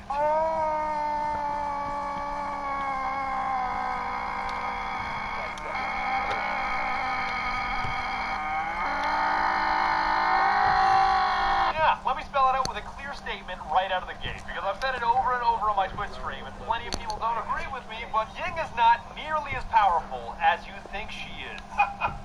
Seriously, I mean. And I'm not not just saying that because she was talking shit about my boy Fuse in her bio. In case you haven't read it yet, she called out Fuse because he had a complete disregard for civilian lives and was a questionable asset. And to that I reply with 4 simple words. Stay in your lane. Stay in your lane, Ying. Your wannabe flashbang cluster charges don't even kill people. And I don't give a shit if you were part of Operation High Sun. My boy Fuse was part of Operation Damn, son. and he's twice the operator you'll ever be. Be gone! Shimmying around the fact that Ying needs to mind her own damn business, she's fairly simple to understand. She throws a magical softball called a Candela that kicks out 6 flashbangs which she is immune to due to her high-tech blue goggles. Put your shades on. You can delay the detonation by 3 different settings, and it can be rolled on the ground or attached to soft surfaces to be shot out the other side. Firing flash grenade. And to save some time, let's myth bust this softball in 30 seconds. Can you jam it with mute? No. No jam for you. Can you destroy it with bullets? Yes. Is it silent? No. It actually sounds like a demon. Can it be zapped with Jaeger's ADS? Yes. And FYI, if you want to bamboozle Jaeger and his grenade zapping ADS, don't throw your Candela into the room, but instead stick it on a soft surface and shoot all 6 flashbangs inside to get rid of all 3 of his ADS, then throw all the nades you want. It's a much better idea. Of course, the deployment of these things are endless, but I bifurcate my approach into 2 distinct options. Option 1, tactical Candela. If I know an enemy's in a specific spot, I'll toss out one of these things to either force them to run away and be an easy target, or get flashed as I immediately rush them with the velocity of a tank in Tiananmen Square.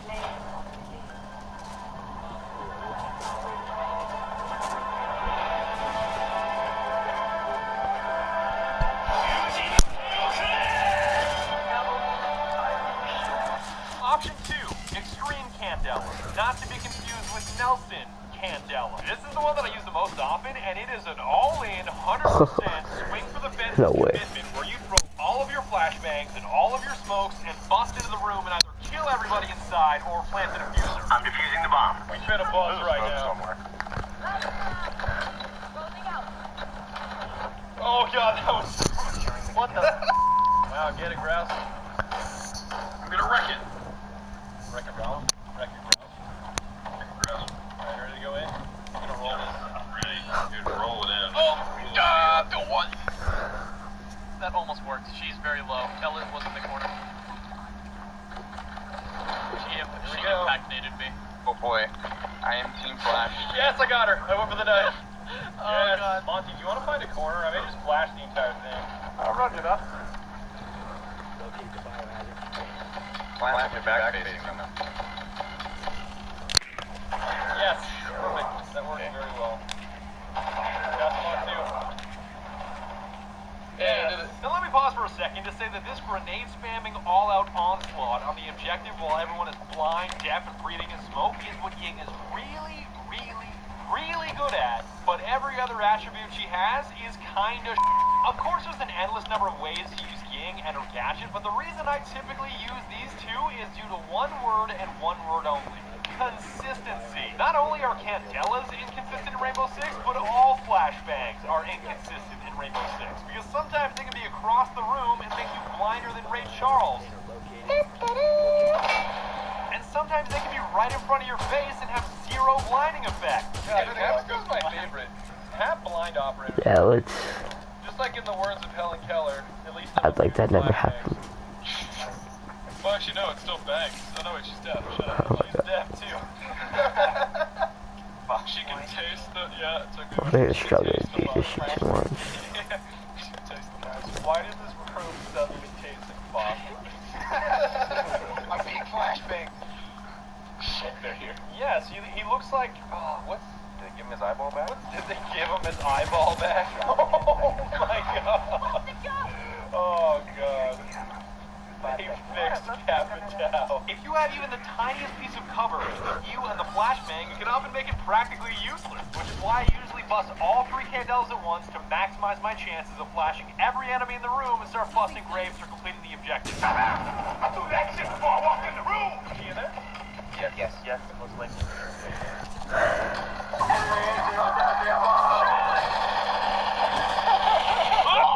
I really wanted to go for the knife. Sorry, I really wanted to go for the knife for the finisher, but it seemed like she was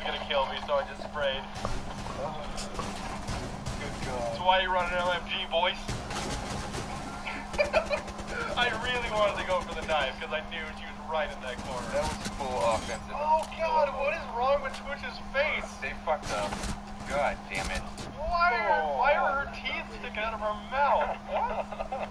She went force low. What the? It's the boneless hazard container. Yeah, thank you, Chad. But the inconsistency of her gadget isn't really what makes Ying a mediocre at best operator. It's her guns that do this. And it's simple to see why I laugh every time I see a thumbnail like Ying is OP. But Badger, her guns feel so good. Her T95 has damage, rate of fire, and accuracy. If you don't believe me, her gun is statistically worse than Thermite's 5.56, which is essentially the gold standard when it comes to primary. That shit is fucking trash, dog. That's not to say it's impossible to use. With a variety of other attacking operators to choose from, there are several others that can fill her role a lot better than she can. Really, chat? Ying looks like a responsible woman, but Hibana looks like a moody teenager. Ooh. Ying has a 401k. Hibana does Molly. Yeah, thanks, chat. Hibana, but every time I play Hibana, I die. I'll take Oh my God, is that just like a description for Ying? That's literally the phrase that was running through my mind. My mental process. We gotta take open. See if we can get I can play Habana, but every time I play Habana, I die. What 1,000 hours of dying. Oh my God, Ying's face got pressed into the chest. What the fuck? Look at that. Her face got slapped in the chest. It's just like in my PFP database. Apart from these glaring flaws, she does have one single redeeming quality, which is her 80-round drum mag. Because regardless of how garbage a gun is, I will always be a fan of the phrase. Excuse this. Just have to fire more bullets.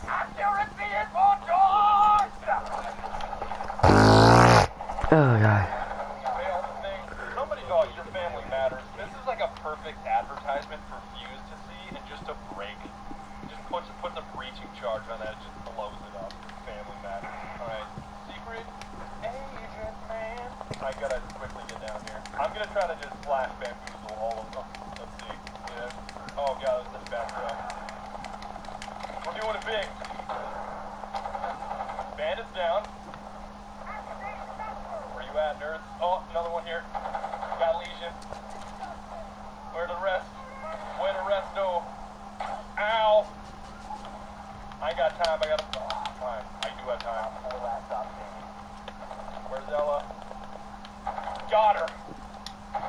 Oh, got one. Should we bust into kids? No. Should we breach into kids? I did not want to say that way. I should have rephrased.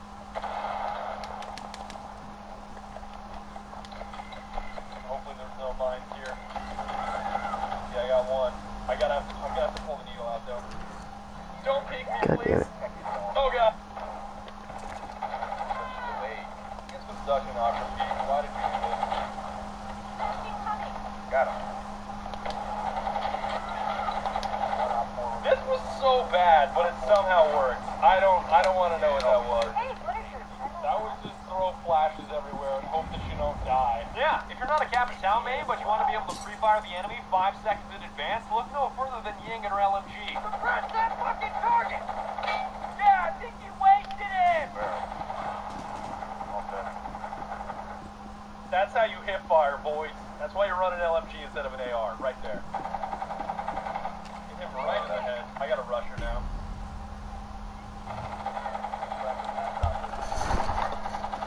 Oh! That was an idiot.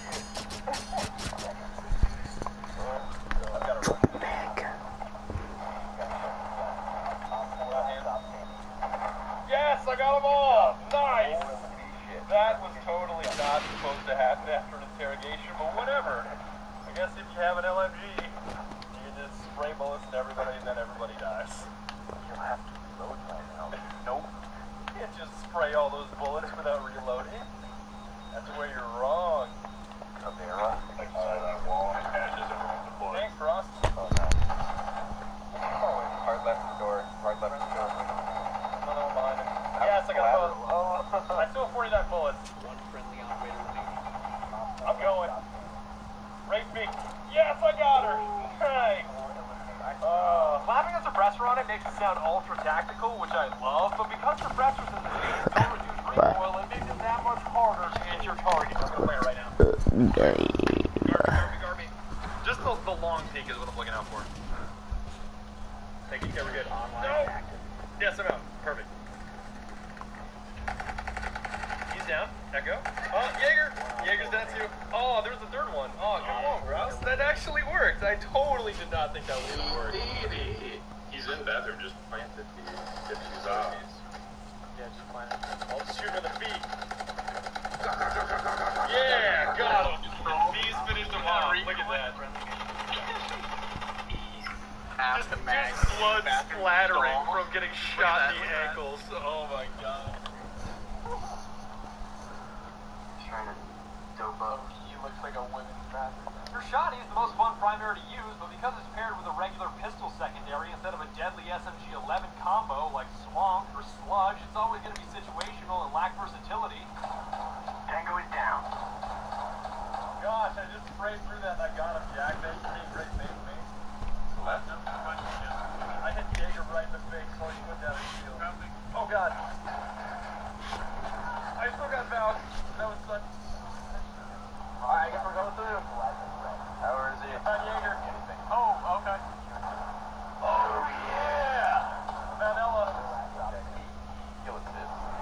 Let me get this frost right now. Let me get this frost right now. Let me get this frost right now. Yeah. Oh my god. You know what? At this point, I hate Ellis, Ellis so much. I may as well do Shotty. I may as well. Blasted all the way back. But still, if you're all about that popping 18 flashbangs and 2 smokes at the same time strat, her Shotty isn't a bad idea. Oh yeah, there's okay. But where? Just start shooting. Don't stop. Oh, I found him. I was so Ellen. That was I was shooting and I could not see a thing. Oh, Ellen's on kill cam. Look at this. Where the F? There you go. I think it goes without saying at this point that the Blood Orchid camo, which is just black camo, looks best on nearly every operator in the game now. And Ying is no exception, because now she looks even more like RoboCop than she did during the TTS. Yo, everyone. Wait. Russian. Look. I'm not white anymore. Whoa, that is really hard to find out. Such a nice skin. Oh, that's sick. How rare is that? And if all this device is too complicated for you, just spam all your grenades in the objective room, blind and deafen all your teammates, and then hold down the trigger until you win the round.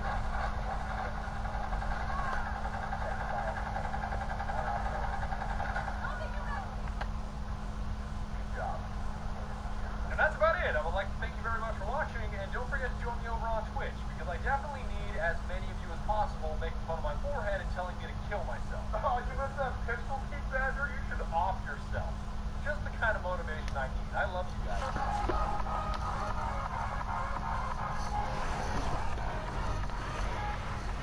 It's my boy.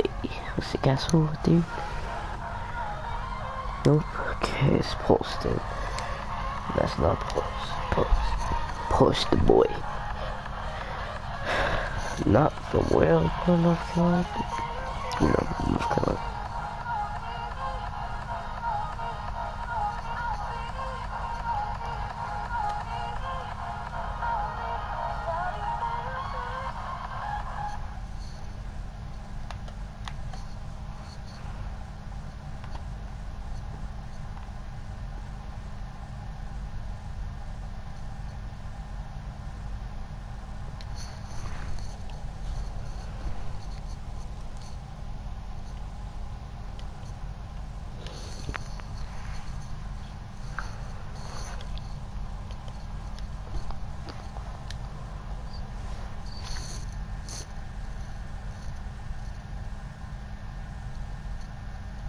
Couple seasons, Ichi probably will be embracing that role of underdog. Let's get okay, started. guys, well, Map 1. peace out. Clubhouse. Good broadcast. Next you know, what up? About second invitational.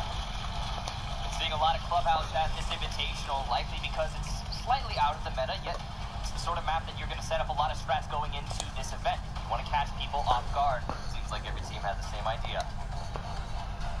On the attacking lineup, Necroc's going to be bringing that Glass, which is an operator who's seen a lot of play, but no follow-up in any other smokes besides Canadian on the Jackal, so no from Ying, focusing on that roam clear, which is quite interesting given that this is a clubhouse basement defense. They'll start here. One of the benefits with how much clubhouse we've seen for the other teams, the ability to dig deep into VODs. You will know that most of these strategies that have been run over the last 4 or 5 days will emerge yet again. We know that EG, while this is one of their stronger maps at the moment, has looked beatable. Again, it might be odd situations to play down. A couple things to note about Penta. Their I versatility, do not just on just gotta do that out in this broadcast as soon as I do. as well. Penguins had something like 15 operators.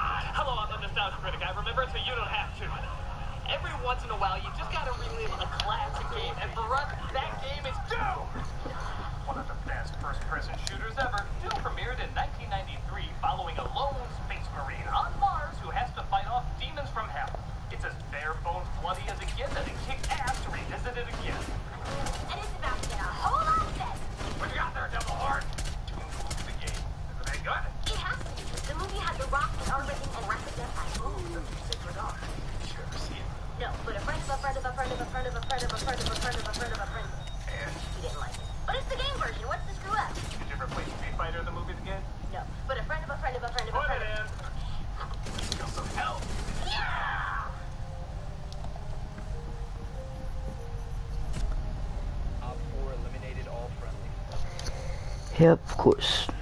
I hate those guys. Wait, what?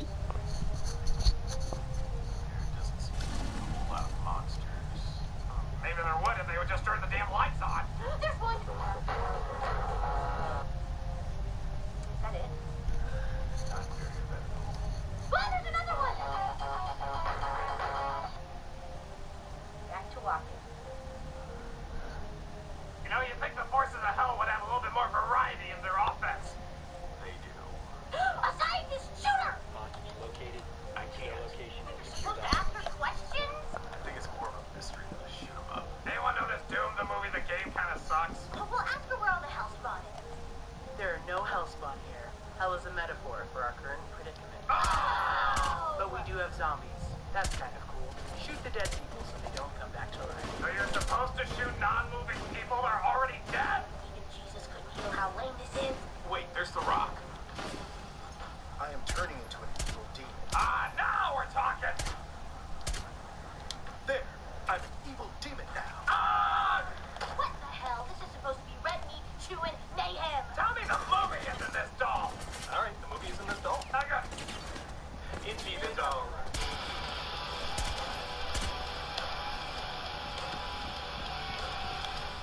The continuing pattern of video game movies such as Angel Pass should have been the easiest crowd pleaser to make. You got The Rock, gore, and a premise about shooting demons from hell on Mars. You have to try to make this uninteresting. But oddly enough, we got an adaptation that's both not people enough and yet somehow soothing. It's an intriguing disaster that deserves to be explored.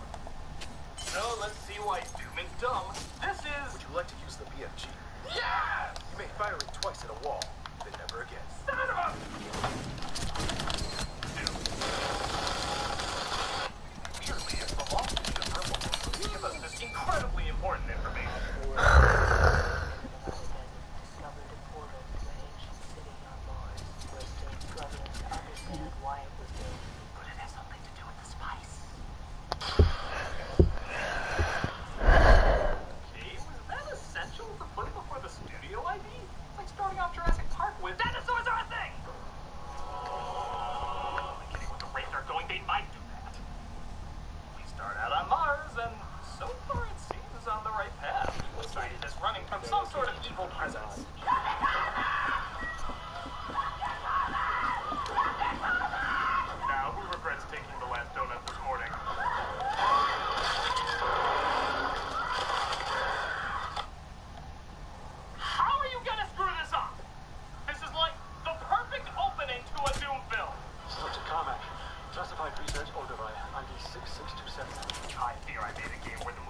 Horizon will be a better adaptation. We cut to Earth where the Rock plays a space marine who's so built even the camera seems to get lost in his text. Problem. Mainstream quarantine of full arc portals by any means necessary. Christ, I think the camera's fogging up from the heavy breathing the camera operator is giving. Actually, who was the camera operator on this?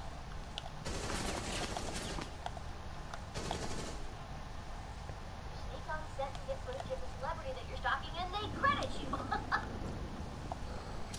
Marines were totally gonna live long lives as they partake in the most advanced of futuristic handheld gaming, Tiger Electronics.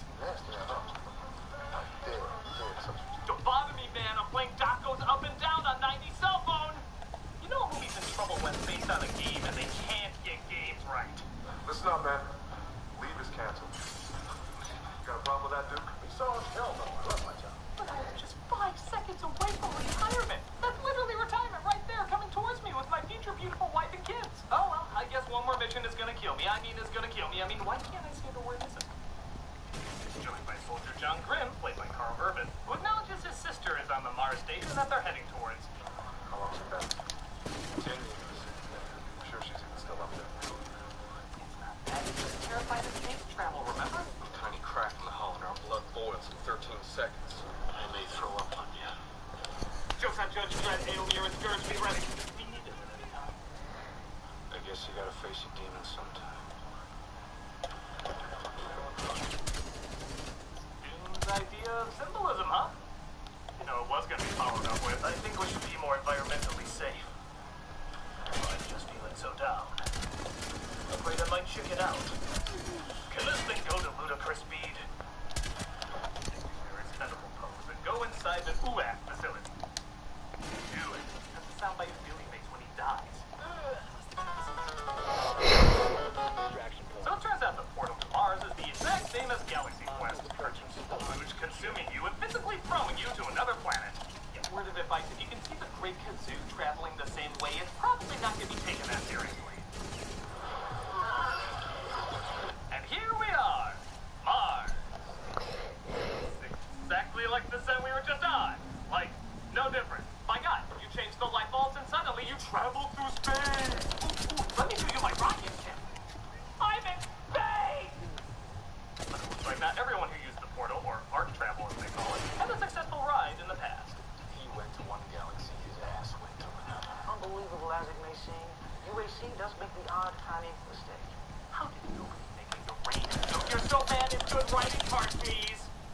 They quarantined the area, which apparently means creeper immunity is temporarily lowered. We're under a level 5 quarantine, so I am just gonna have to strip through.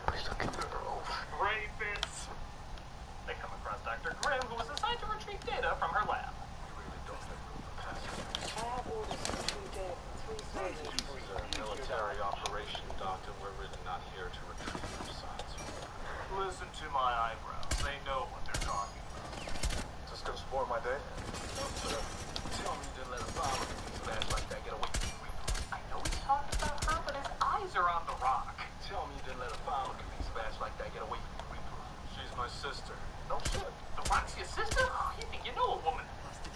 So, I'll give credit. They get to the gun hunting pretty fast. Again, making you think they're gonna just jump right into the action and gore. But it might be hard to see, as apparently this lab doesn't believe in any goddamn lights.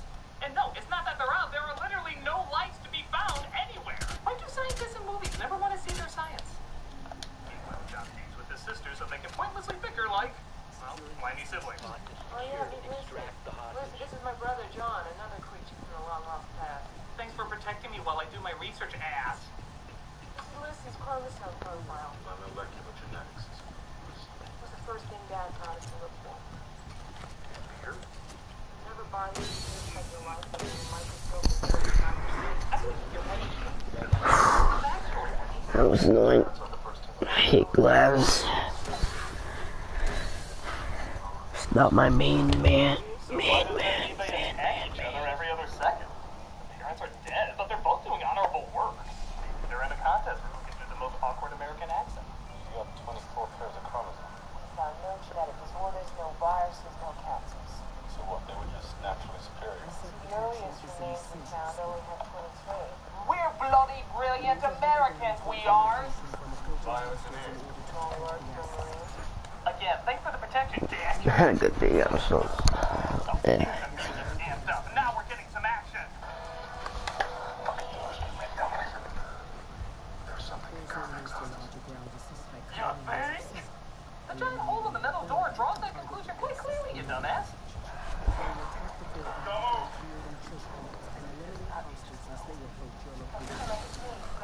Come on, guys, give him a hand. No regrets. I recognize him as the doctor, but he's clearly not well, Mike Tyson asshole.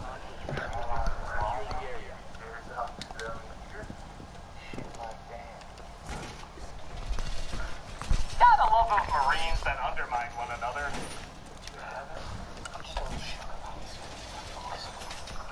Oh, and get high is mission. I took his name in vain. Oh, every act of taking the Lord's name in vain by carving the Lord's name in vain. Martin Joe had a more balanced army. You okay? Didn't find the others. Not yet. My husband's with them. I'm sure Steve's fine. Steve? Who are you? Maybe this is Steve. Maybe he'll finally give us some good action. Oh, he's dead. Alright, there's something in the vent. That has to lead to some badass violence. Monkey! What was that?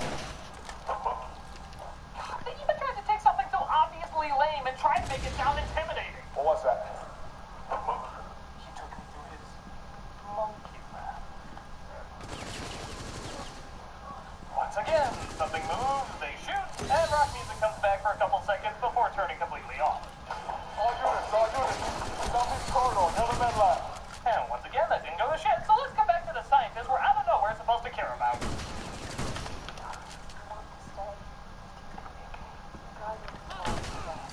That's right, the pervy, drug-taking, cross-carving best. God. You know you should go just to get away from that. The Magneto-inspired doctor disappears while our Marines continue to search for freaking anything. Alright, here we go. Morgan, what the hell happened? Fell in the damn hole. Everybody on me, watch your goddamn footing. Dude! We have holes! Watch your goddamn footing! Finally, they come across something supernatural. Hey, Shoji. But again, the action is freaking short as it just takes a bite out of Crosscutter and they lose him in the lab. Where the hell's Carmack? What do you mean he disappeared? Well, I was gonna radio you guys to let you know, but...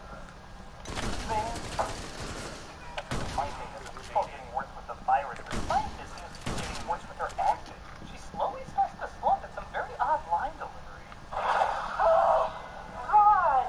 That was like the gamut between extreme reaction and absolute nothing in only a second. Oh, God! Oh, God! Her lead-in delivery wasn't that great either. You were gonna tell me just what the fuck is going on up here. What? Spoken like a degree-carrying professional. What? Head? What? Gun? What? Blood? While the soldiers search for answers, the scientist is left behind with her bubble-wrap door. Alright. Duke? Hey, it's just a pal. Of course! Why should a movie based on constant badass firing have anything but stupid fake-outs and lame short jump scares? Damn straight. And we're getting sick of it. We're gonna shoot the shit out of this movie and its spin-off game. Let's kill. Evil adult! No, it's just a ball DVD case. Ball DVD case, everybody. No, it's just a drugged-out guy who's carving crosses into his arm. Go ahead, sir. Yeah, we're totally safe with you here. He'll be okay. No, it's just air. Air, everybody. Very exciting, though. It is just like 19% exciting on Rotten Tomatoes. Whoa, look at that! Oh, it's just the cameraman. Sorry.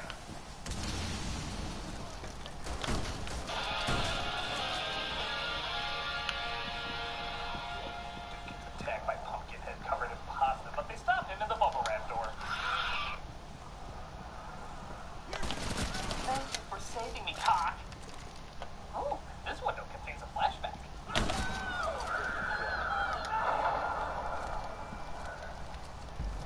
Could you keep your back going down? I'm going over Oh, so easy. Montana cameo.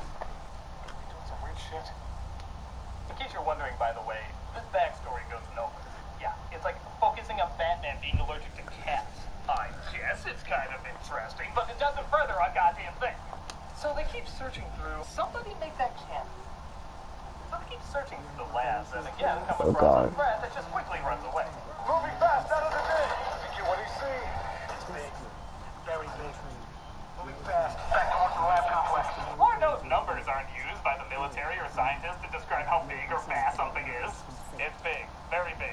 But there's another big thing. Even bigger than the last big thing. My God, a big thing even bigger than the big thing that was bigger than the other big thing. Big! Mr. Hyde is more exact than you.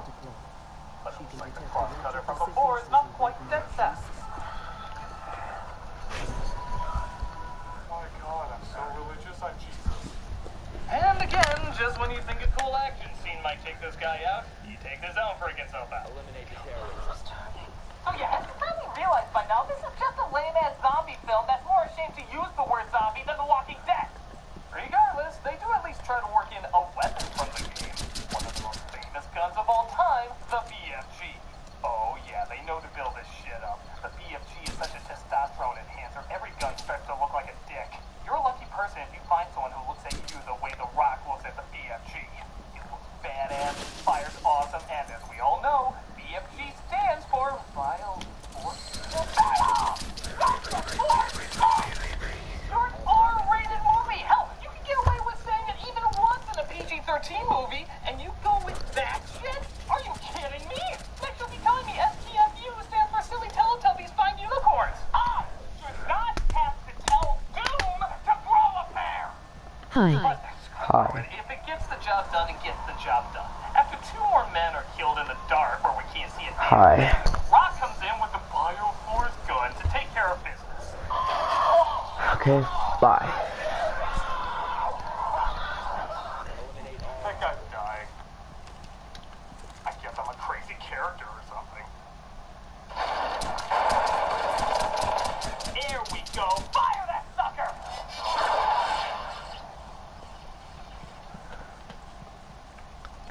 And? Okay, it looked cool, but it was one shot. And I don't even think he got the thing. Is that it? Is that it for a while? Really? So, not to ruin the dumpster fire of surprises that I'm sure are ahead of us, but, how many more times does he use that gun in this? You know what? Just go up and try these giants. My God, I want to hear this dude have. Jackasses who thought this is the most things Earthbenders could do. Finish it, this They dude's both have rocks in them with no personality. The connection is too friggin' clear. Oh my God, my God, my God, my God. Okay, so Rock drops off 2 more dead bodies and once again tries to get some answers. What people experimenting with up here? I told you. It's an archaeological research center. I'm on a diplomatic mission to Alderaan, shithead.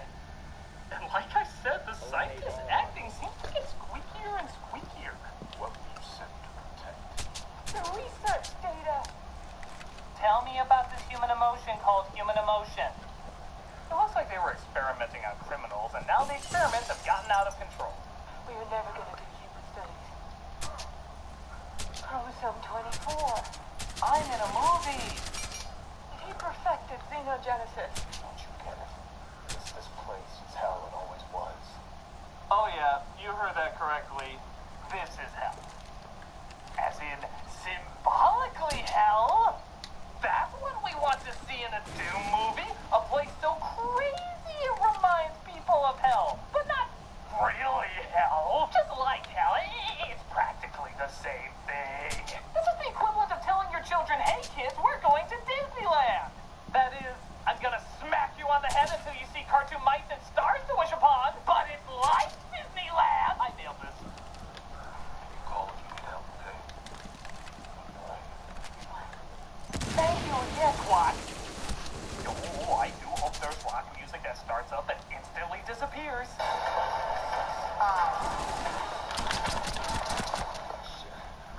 Jump through. This movie has so little action, the rock music is actually used for running. Not fighting, running. Whenever they run, that's when the music comes in. How pathetic is that for a Doom movie? Look, there's the monster, let's get him!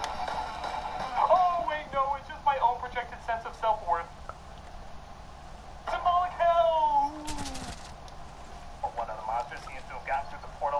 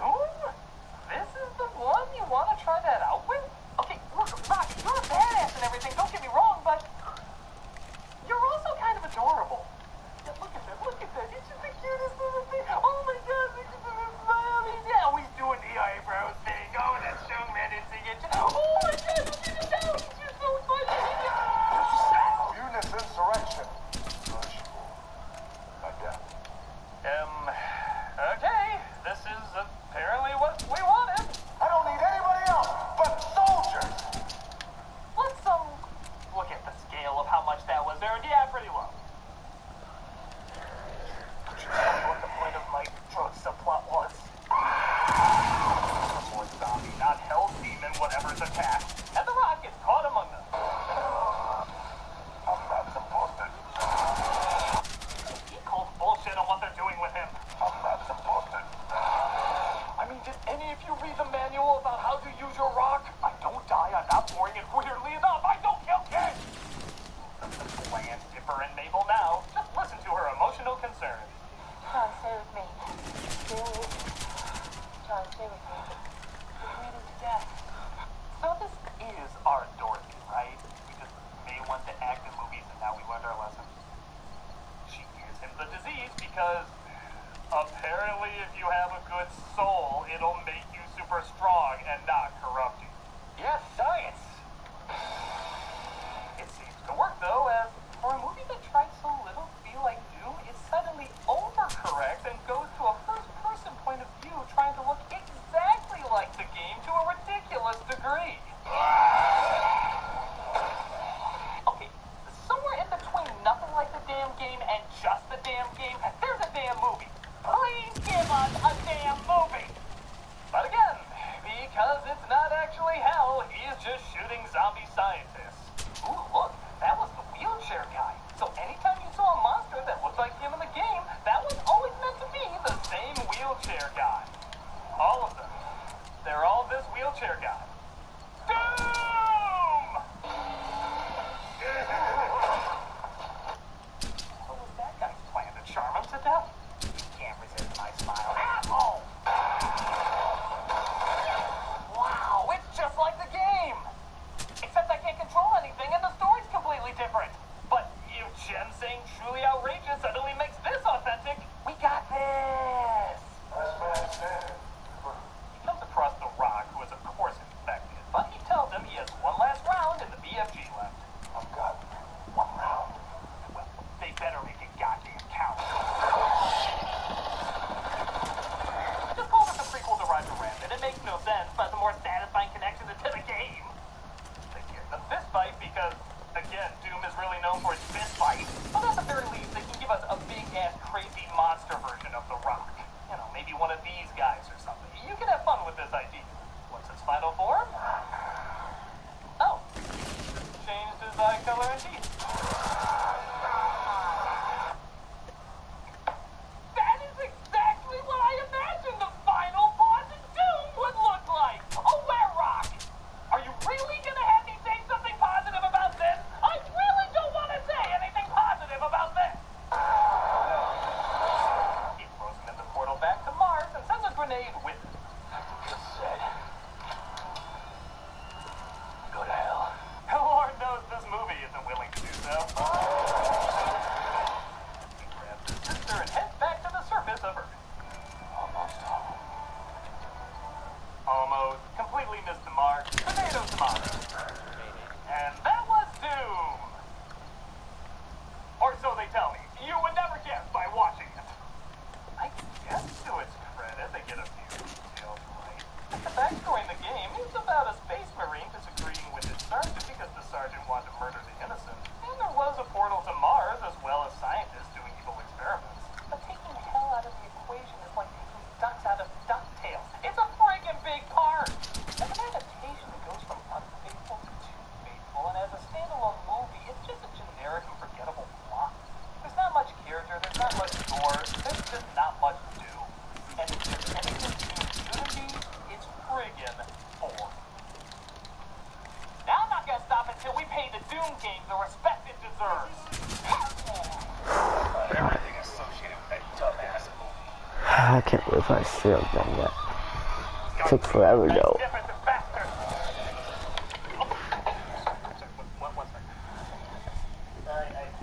This thing came off. You really ruined our groove here. Good there. Okay. No, give me a minute. You said a second. It's a minute now. Got it. No, okay, it doesn't really stay on. Let's roll.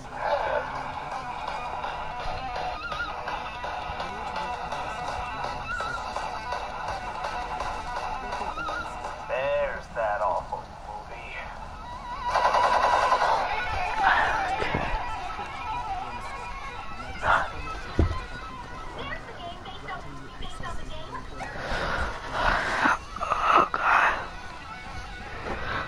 legs.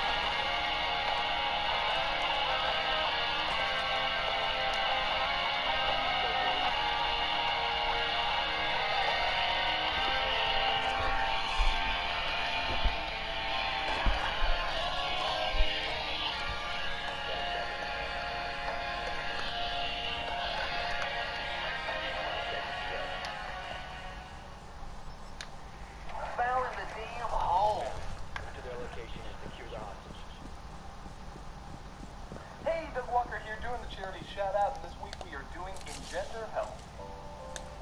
Engender Health works to improve the health and well-being of people in the poorest communities in the world. They do this by sharing their expertise in sexual and reproductive health and transforming the quality of healthcare. They promote gender equality, advocate for sound practices and policies, and inspire people to assert their rights to better, healthier health.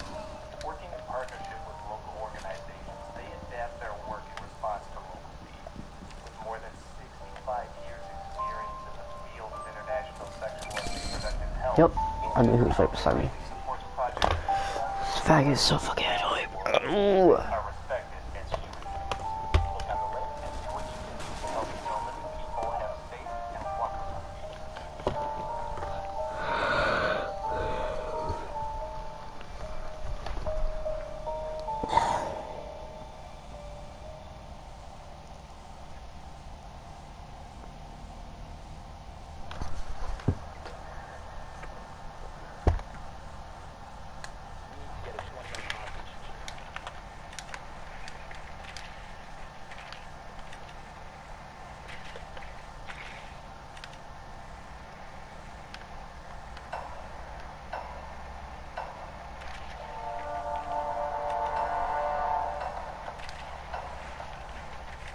Seconds of waterlogged water logos.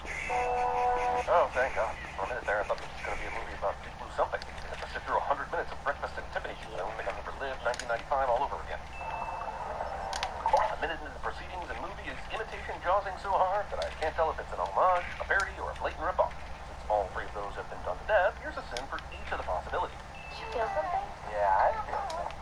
Woman says she hears, sees, feels something, and her horny boyfriend thinks it has something to do with sex, but it's not because it's a scary monster cliche. We're having a party, man. Is every character in this going to nonchalantly narrate all their actions? I'm getting my leg bit off, man. A shark just bit my hand, bro. Actually, I might enjoy that better. If this movie goes full dude, where's my arm? I guarantee you it's an improvement. It is said that sharks can detect wine in the water up to a mile away. It's what makes them such dangerous alcoholic predators. Harpoon ex-sharkener? Also, later we find out that the lab has no real clue how the shark got out. So, how did they even know the shark was gone and where it went in enough time to save these horny teens?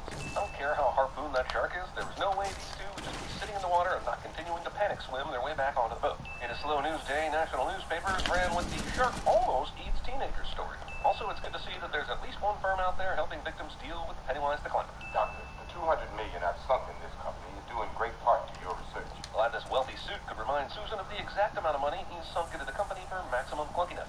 200,000 men and women develop Alzheimer's each year. You gotta love a movie that is all about sharks eating people, trying to make its story matter by throwing Alzheimer's into it. Give me till Monday morning, 48 hours. Arbitrary time frame is arbitrary. But what I'm really wondering about is why is Ronnie Cox, a.k.a. Cohagen from Total Recall, even here? He didn't get one line. It's clear Sam Jackson is the real boss here, but I guess this company is still old-fashioned and needs the appearance of an old white guy running things. What to give you a big kiss? I bet. You got a damn license plate jabbing around. But to remove that, no, there is no way you transport her here without the data. So why would you take that out on the journey? So how much do you know about Alpha Killing? Treat me like a tourist. That way, you'll have an excuse to exposition the shit out of us. I know we talked about the license plate a minute ago, but is the whole reason why this guy jumped into a shark tank so that he could get his license plate out of his mouth? How dumb is this shit? Fun, pet shop, that.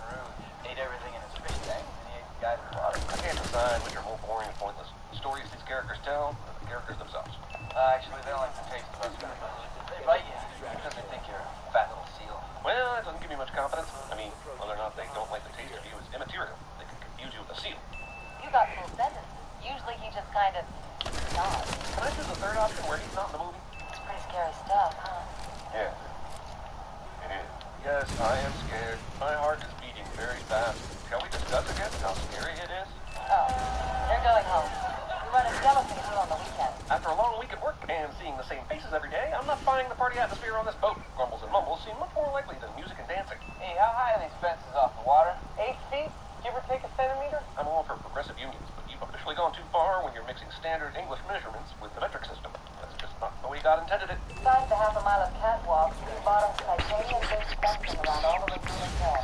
Let me tell you more about the things that you already know, but the audience doesn't. There's nothing that says your movie is from 1999 more than when you see stuff like this. You know, like Saffron Burrows. When the words start...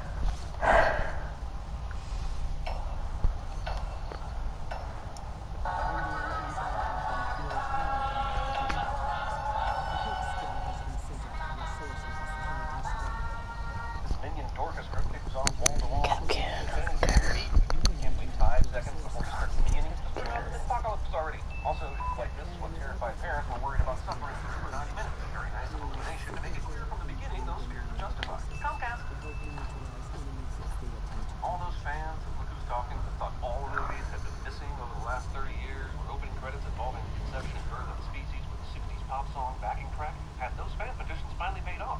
Minions. Roll narrations. Minions have been on this planet far longer than we have. And yet they've evolved into a compulsively subservient species rather than advance according to Darwinian logic. Also, did the minions evolve their trademark goggles or make them recruit? If so, how the fuck, for that matter, why? Weren't they underwater creatures who could see throughout their entire first stages? Dear God, are we even doing anything yet? That one is morbid. He's an idiot. That's racist. They all share the same goals. To serve the most despicable master they could find. So the producers of this movie, then? Why did the minion skirts change from full skirts to just loin leaves? Were the animation teams of the different segments not allowed to talk to each other? It wasn't easy for these guys, but they never gave up. Clearly, somehow they managed to survive the extinction of an entire species. Can't blame this one just on the minions, right? Even if they thought it would somehow stay upright, why would they be celebrating in this exact spot? Their new master had a tendency to party all night and sleep all day. I swear to God, I just broke out into a cold sweat thinking this might be some sort of Hotel Transylvanian mashup that would use the peanut butter and chocolate as immature CG kickflips. Except the ingredients are more Why would a vampire sleep in a room with a giant window in the first place? Seriously, minions are getting a bad rap here. This is the entire movie in a snow shell. Stupidity followed by laughter over and over and over and over. Like you signed up for an entire episode where Kramer just kept manically entering rooms. Where do you go when you need relief from the comic relief? He would not return until you found his tribe, the biggest, baddest villain to serve. So are we seriously rooting these little bastards? They've been in here for enough time. It's like they should be trying to get to the end. Like, exactly that. So what exactly is the distinction in the world between the one-eyed and the two-eyed? Is there gender differentiation? And if so, I'm assuming the one-eyed monster is an alien. Feels like I should give the movie credit for going almost 9 minutes without a fart joke, but still a fart joke. Kevin felt pride. Narration in the movie continues. We're now 10 minutes into this thing with nothing more than uninteresting narrated backstory, making gibberish and the occasional pratfall. In fact, let's just tack on 50 sins here for the son of a lumen narration. Also, Jesus jumping gibberish. Whose idea was it again to center a movie around characters where you don't actually talk? The equivalent of DreamWorks releasing a Galaxy Quest spin-off with the Thermians speaking in their native language for 90 minutes. Yes, the banana joke is a recurring bit and maybe was funny at some point, but overused. Take aside, where the f*** did Stuart get a fresh banana? No one will be seated during the minions walking across different types of terrain onto the beach. Hungry castaways see people as types of delicious food cliches. Yes, these squads took their geographical strategy from the actual Despicable Me movies. They were somehow able to grow from wherever the fuck they were in permafrost all the way to New York City. And there were no ships spilling about until right now. Friday the 13th, Part 8 Minions Take Manhattan. Even in 1968, especially in 1968,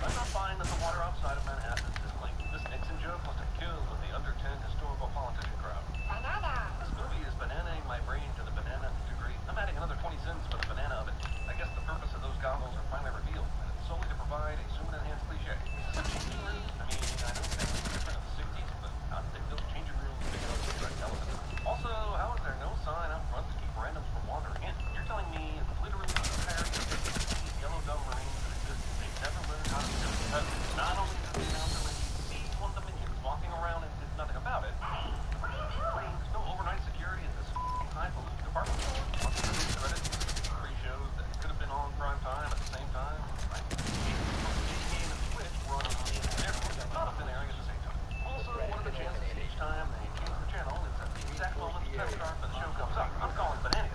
Also, a fancy department store in the 60s sold popcorn and sodas. You're watching the Top Secret Villain Network channel. And by top secret, you mean so easy to find, 3 nincompoops accidentally their way to it by using an umbrella and a blender. Got it. Also, how convenient that they turned it on right at the beginning of the expositional part of today's broadcast schedule. What's up with the upskirt, though? Was this movie directed by Zack Snyder, then also directed by Joss Whedon? How did this black and white newscast all of a sudden have a color? Despicable Me franchise continues its overt assault on physics, providing zero explanation about how the minions get on with all at least if this movie had one, I'd know when the movie itself would be fun. Throwing a boy-like creature sees their stray. Why are the minions so freaked out about Mrs. Nelson and her knife? Don't they enjoy being around potential villains? I thought it was their whole thing. If this family has actual guns and bazookas, why not use those instead of that paintball pea shooter that Jan sees?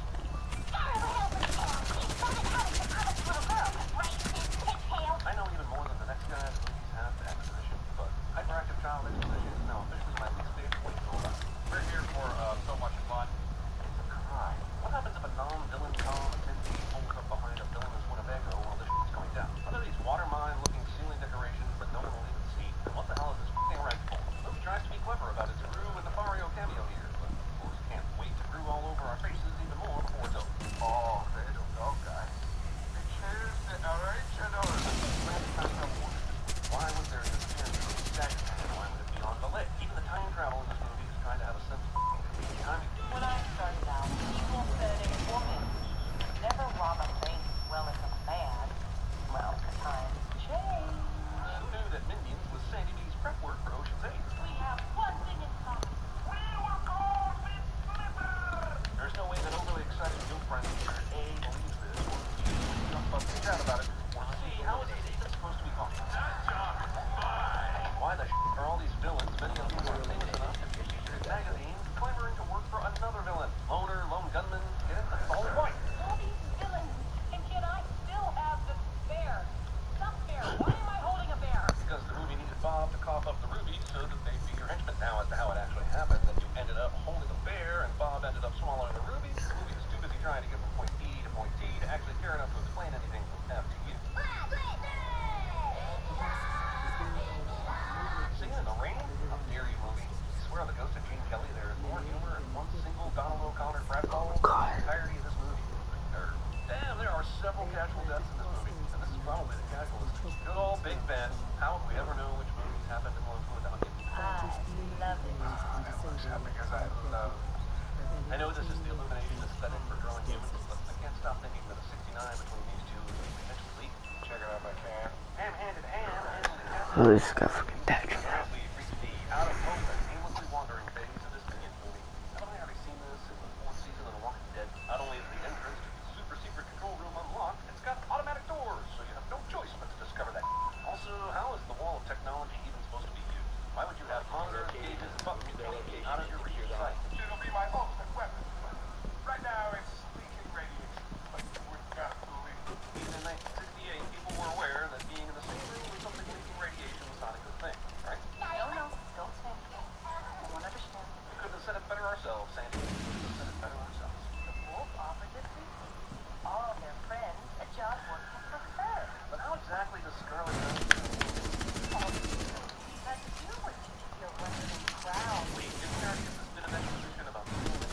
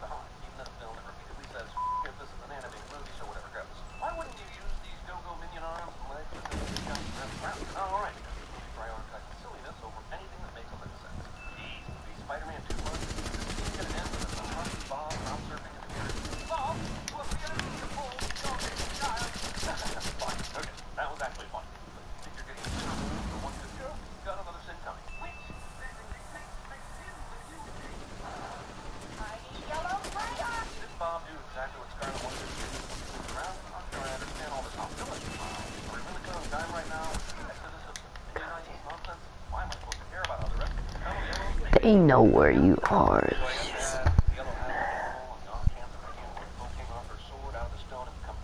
Also, how does this actually work? Does Elizabeth have to marry Bob? What if there was already a kid? It brings up so many questions that are seriously 100% fine with never having the answers to. Why do the banners have just one eye? Stewart is the one with one eye, but Bob's the king, right? Right, like any modern country would ever stand for. Don't for the leaders. Barely speak the language and are so narcissistic they basically spend their lives shouting out their own name. And how exactly do the minions speak partial English? They can repeat and understand English verbiage, then why aren't they just speaking in English when it's not?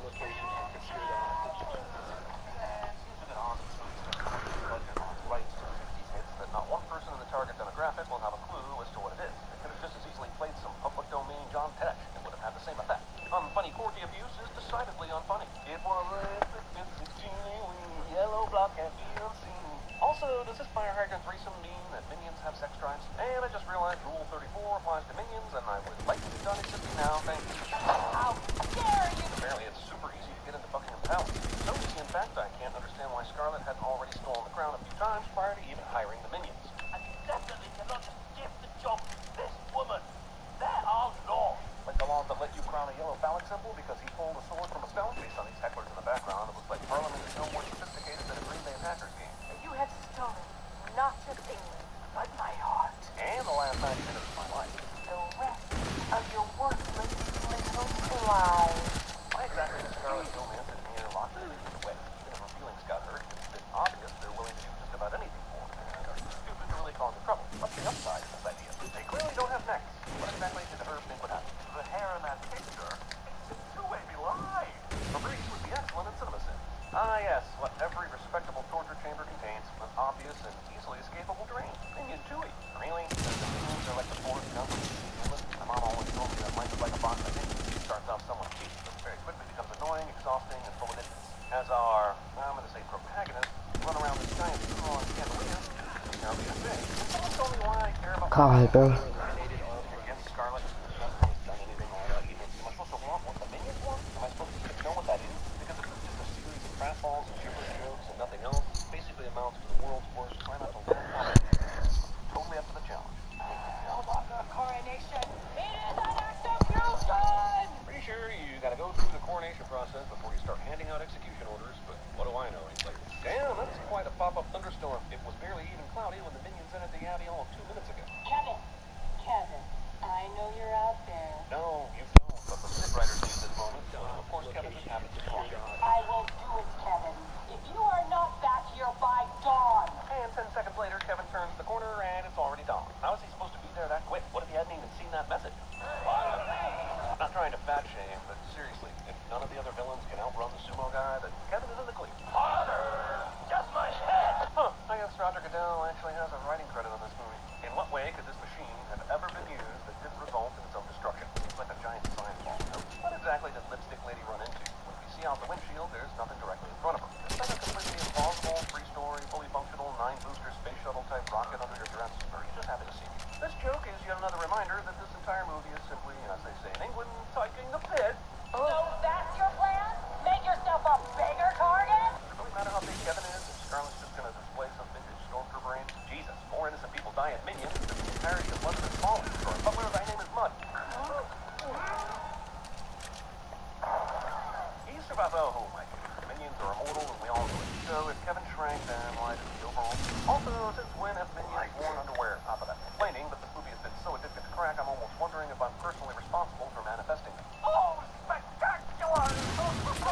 So proud of you boys! I haven't seen Michael Keaton and Allison Janney this wasted since that legendary Batman West-Wing crossover party got out of hand. From here on out, you are Sir Evan. Well done. But they're all still going to jail for handing the crown and to infect the entire country over to a super criminal. Right? Because that happened. Don't cry because it happened, cheer because it's over. Actually, do both. Both will be fine. Man, this movie does not paint a flattering picture of the London police force. Is anyone except the Minions even trying to stop Groot?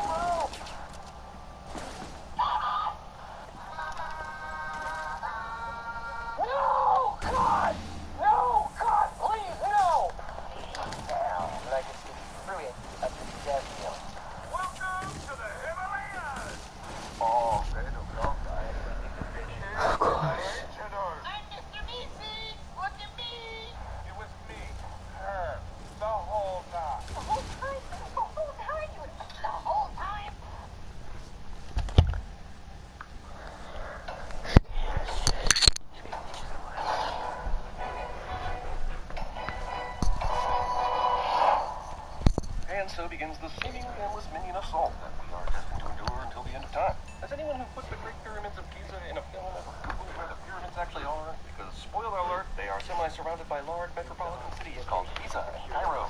Quick, honey, take my picture. American tourists are fat and stupid, southern, and fat cliche. No, stop it! Despite being ordered to stop by multiple authority figures, this asshole kid continues to assholely. So if this pyramid never popped, no one would ever know that one of the Great Pyramids was missing, making the time spent to steal the pyramid completely useless. Is the whole point of stealing this giant monument to show people how powerful you are? Or to ask for a ransom to return it, or something? If no one knows that it's gone, then what's the point? Why did the pyramid deflate? The kid just bounced off it without puncturing it at all. And it's been there for a presumably long time. The Great Pyramid of Giza had been stolen and replaced by a giant inflatable replica.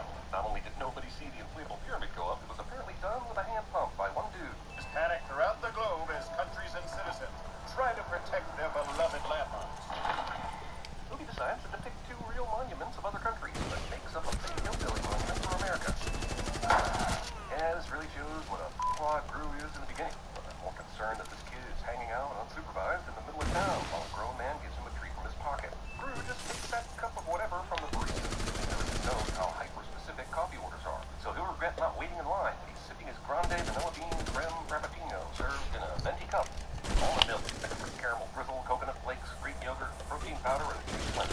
Oh, despicable things. Holy, the roll credits moment in the first 5 minutes. Even Suicide Squad held out till the middle of the movie.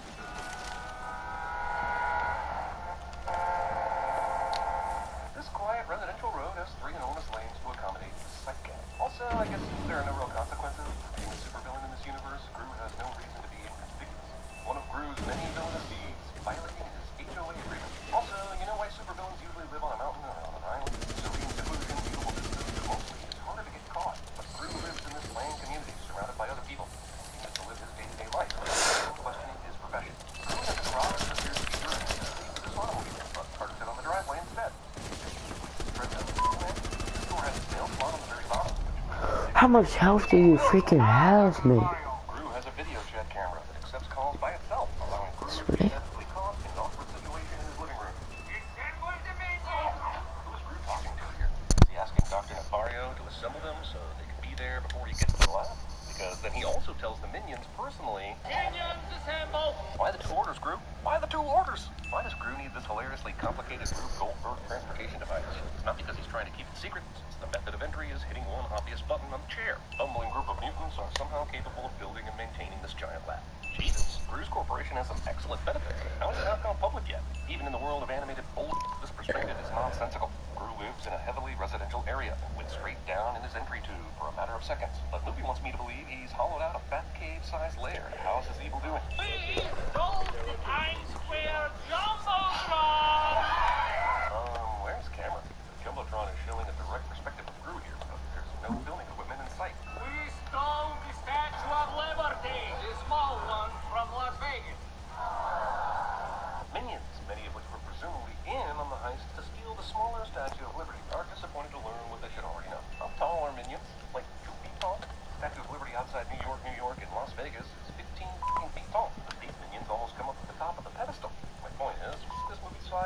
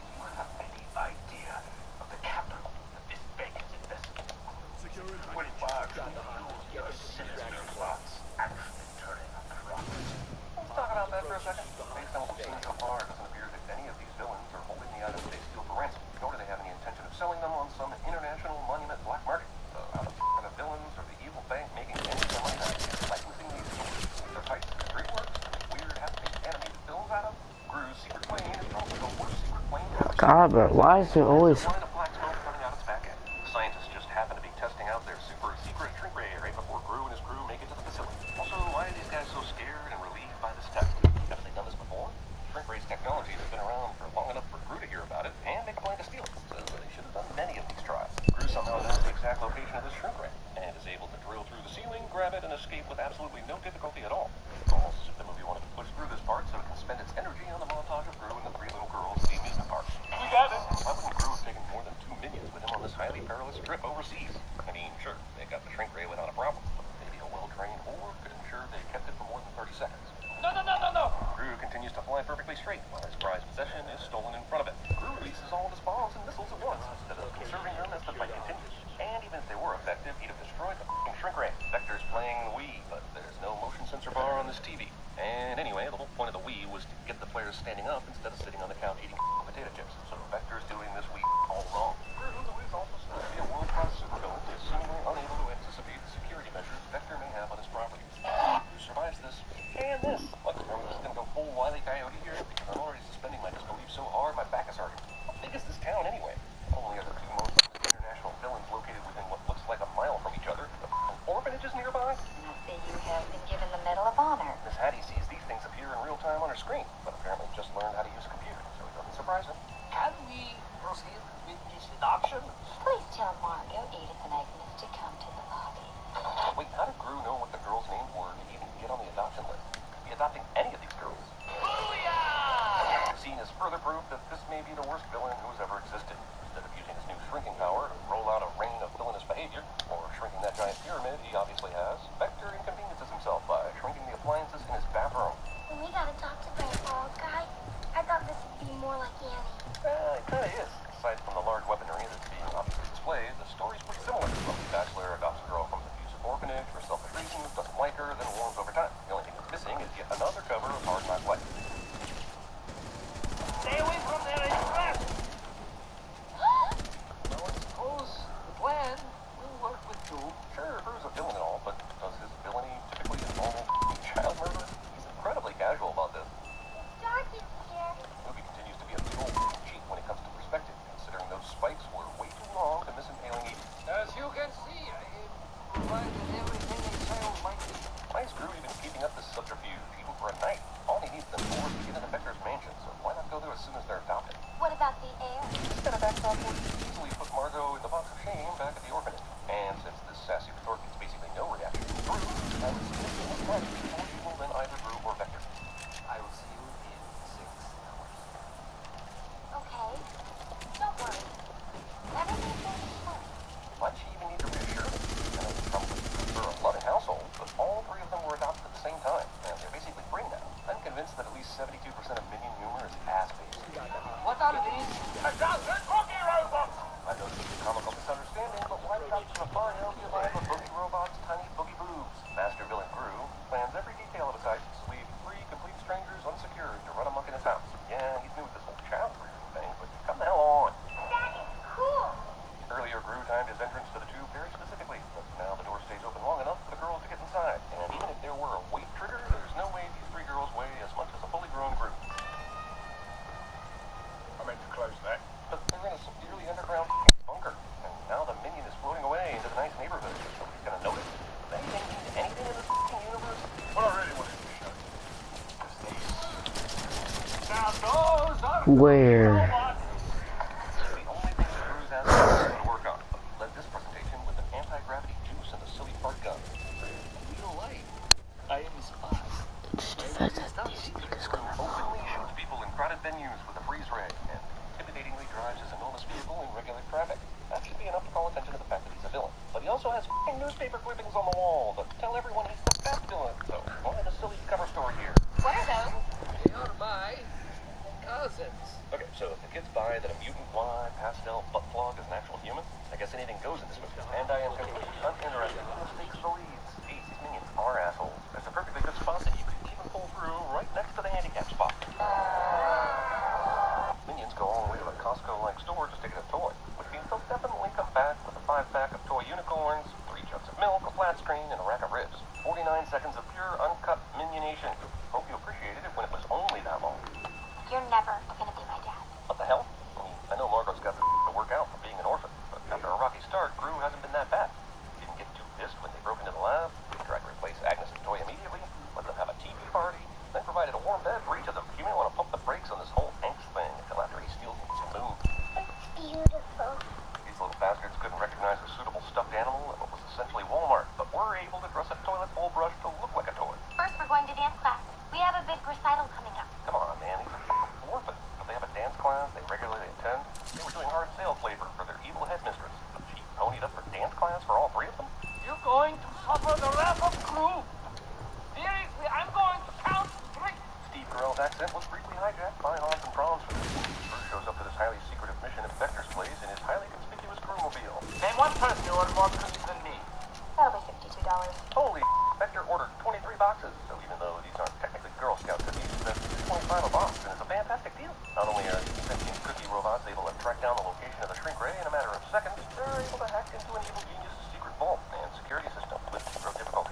Also, the keypad that opens this safe is also capable of shutting down the entire security system, because Vector's security system is working together with the screenwriter to create a situation that is most convenient for the plot. These cookies were also paid off by the screenwriter to seal Gru in Vector's fortress, forcing his escape to be more hijinks. Protagonist approaches antagonist, scene then cuts to a single shot of antagonist looking in protagonist's direction, cuts back to where protagonist was, and he there gone, cliche.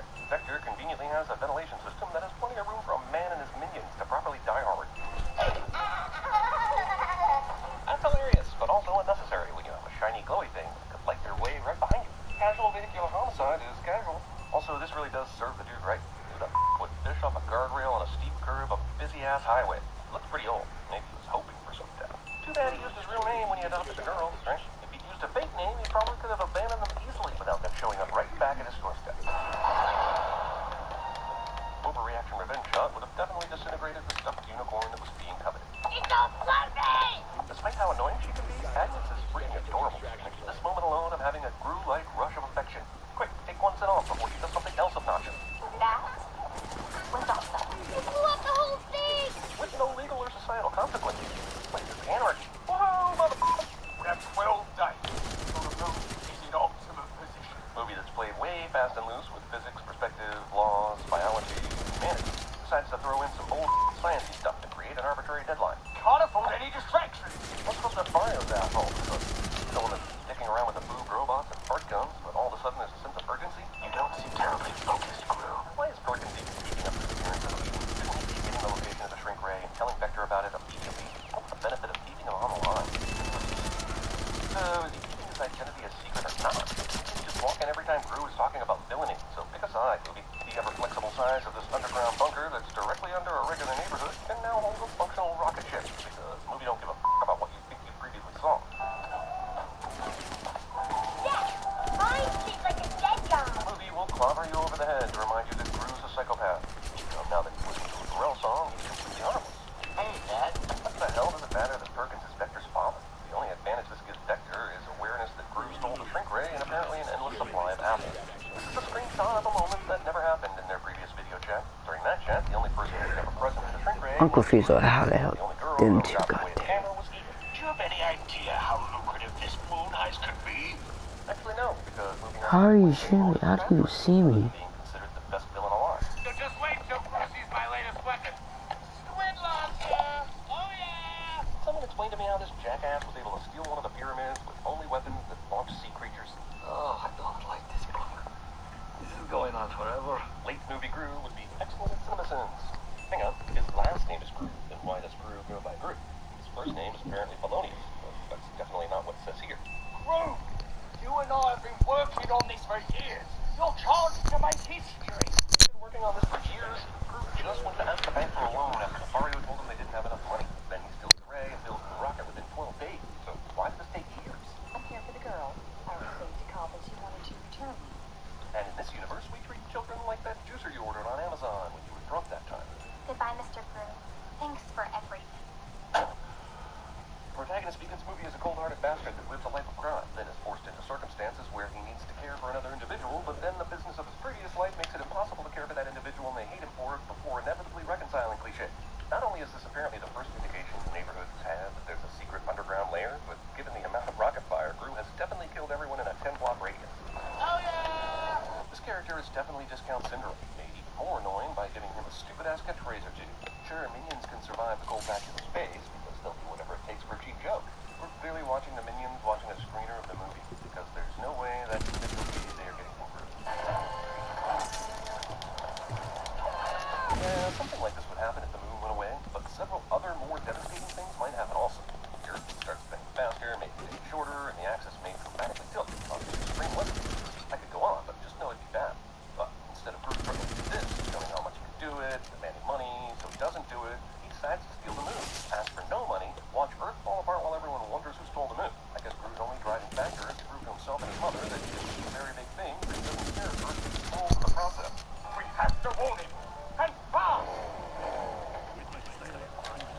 Har, stupid gag. But I'm also annoyed by how the character was just a cold-hearted asshole who were around and comic relief any other time in the movie. I know this is an animated movie with very few, if any, physical laws, but it's still ridiculous that Gru is slamming on brakes or yanking on the controls when this is now literally a hunk of metal sliding down the street with no braking mechanism aside from a f***ing parachute. Of course, Vector has a shrunken moon-sized receptacle on the outside of his portal wall. Missiles are clearly shown as being dangerous. The first time Gru was here, he took on many more and survived. So why do we care now? Damn, Gru's gone back and forth to space, was in close proximity to a missile, and is now back up in the atmosphere.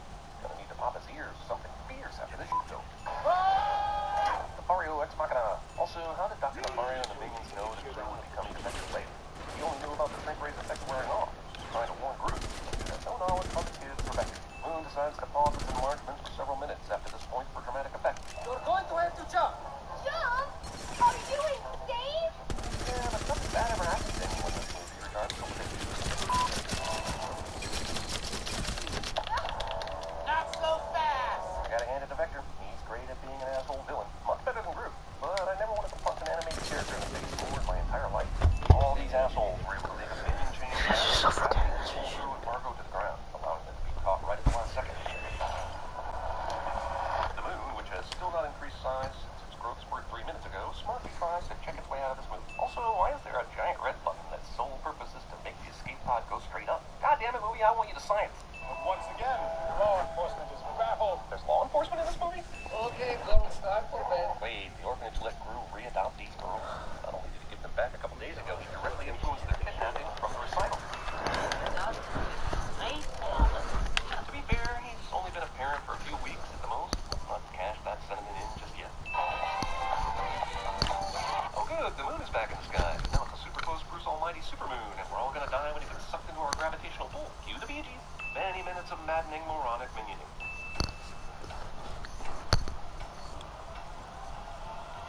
Erase of existence. And we are introducing a product today that takes us exactly there. And that product is called Bipod. We've been working on this for a while. It's Busy lifting, Briggs.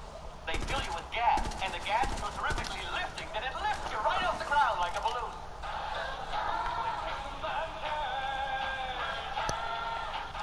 That's a butt for? What's a butt for? For pooping city.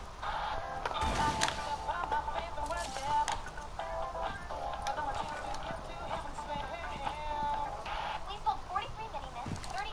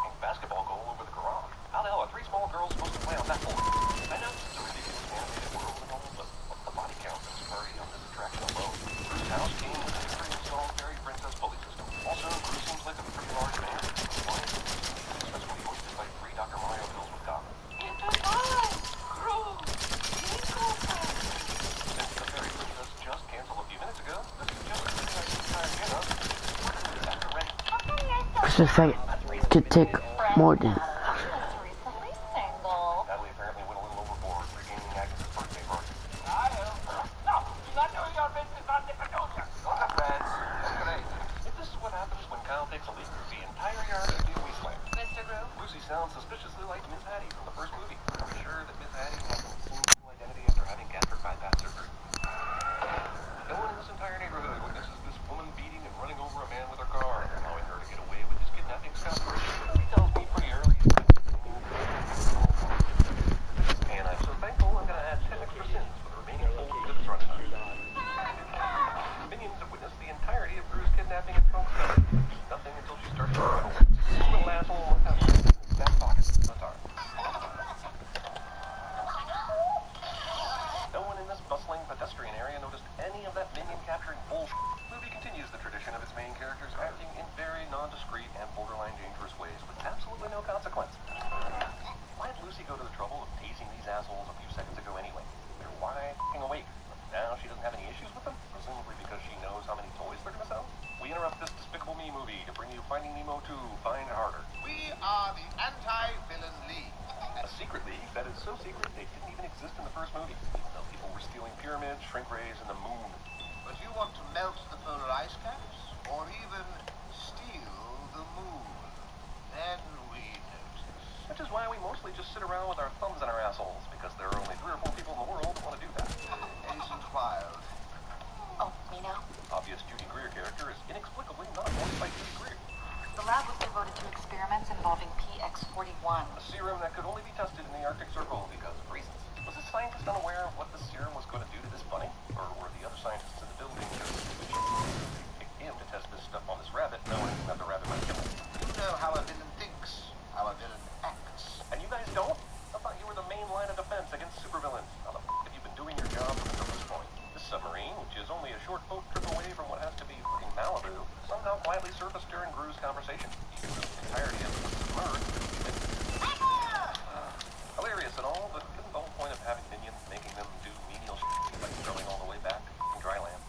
Julian said she was arranging a date for you. Yeah, well, she's a nut job, and I'm not going on any date. Steve Carell must have thought the voice of Gru had too much nuance in the last movie. Decided to shout his dialogue in a sequel. Also, I don't know why it's so hard for Gru to get a date. His obvious advantage in 69. This is why the jellies and jams business hasn't taken off. These minions make everything inefficient. The movie really knows how to cater to the gay demographic. Kids today are huge Carmen Miranda fans. The fact that I was actively rooting for this minion to hit the cold metal of a lab floor tells you exactly my opinion of these piss-flavored tater tots. Just because everybody hates it doesn't mean it's not good. Gru is compelled to lie about the quality of this jelly for some reason, even though his livelihood hinges on this being a quality product that sells well. Even though there are distinct differences among the minions up close, for this wide shot, the animator just went Control-C, Control-V a few dozen times. 21, 5-gun salute. So the product that was not so hilariously made on accident in the last movie is what is now used to honor its inventor. I can't be 26. Goddamn this movie for half its jokes so far being fart-based. Miss you already. So Gru's letting Afario go to join an evil lab. Give up yourself, just to go on villain, any of which could affect your newly clean life. The motto, evil and let evil. Back in was well past the door before this little yellow dip was attacked, but it's right in the middle of the heat. Afario took a couple passes on the rod before leaving. Also, Dr. Afario literally just left the lab, but came around the front door and then did this little ruse to kidnap one of these little fuckers. Then he just asked one of them to go with. Are you sure we can be doing this? Given the unfettered internet access for these kids, I assume this means Agnes for exposure to 2 girls, 1 cup. Out of all the ridiculous shit in this movie, the one thing I'm not believing is a world where people still go to the mall. It is the cupcake recipe I got on the Like, who the hell did all that stuff? And where did they go? A much more interesting backstory was about Lucy's blinding hatred of dessert, and how their mere presence induces white-hot rage boners. You got a little... Bruce covered with icing, and which did all the baked goods are frosting-free. I guess the only way this minion romantic fantasy can end is with full-body insertion. God, why do you have so much HP? Hard to tell if Gru just automatically pictures all people in Lucha Libre masks and just lucked out identifying how much. But they hurry. I have a lot of work to do. Gru makes plans to abandon his young children for the second time in the first half hour of this movie. What are these assholes celebrating?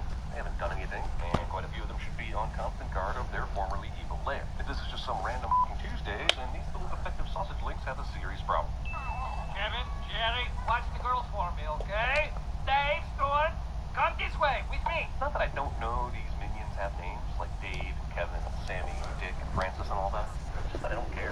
Also, I'm sure these four names don't apply to all the minions. And the subtle difference in shape defines which one is a Kevin and which one is a Dave. Get it off of me, get it off of me, get it off of me. This goes on for some time. Also, I know Lucy initiated this clumsy break-in, but why is Gru suddenly a bumbling idiot? He's successfully executed many dangerous heists before, but breaking into a mall restaurant turns into Inspector Clouseau. Not only are these X-ray goggles, they also change the color of things that are potentially of interest to the wearer of said goggles. If this is what happens when an ice cream truck drives by, why haven't the minions been outed long before now? Oh no. That's not good. Busy man is so busy he's throwing away a beverage that's still piping hot. Well, we thought we'd come visit you at work. So we got a cab, or stole a car. God damn it, why does everyone have immediate fantasies about this woman? You love her. You love her. You love her. Of all the ridiculous things these characters have done in plain view of other people, this is what gets people to stop and stare.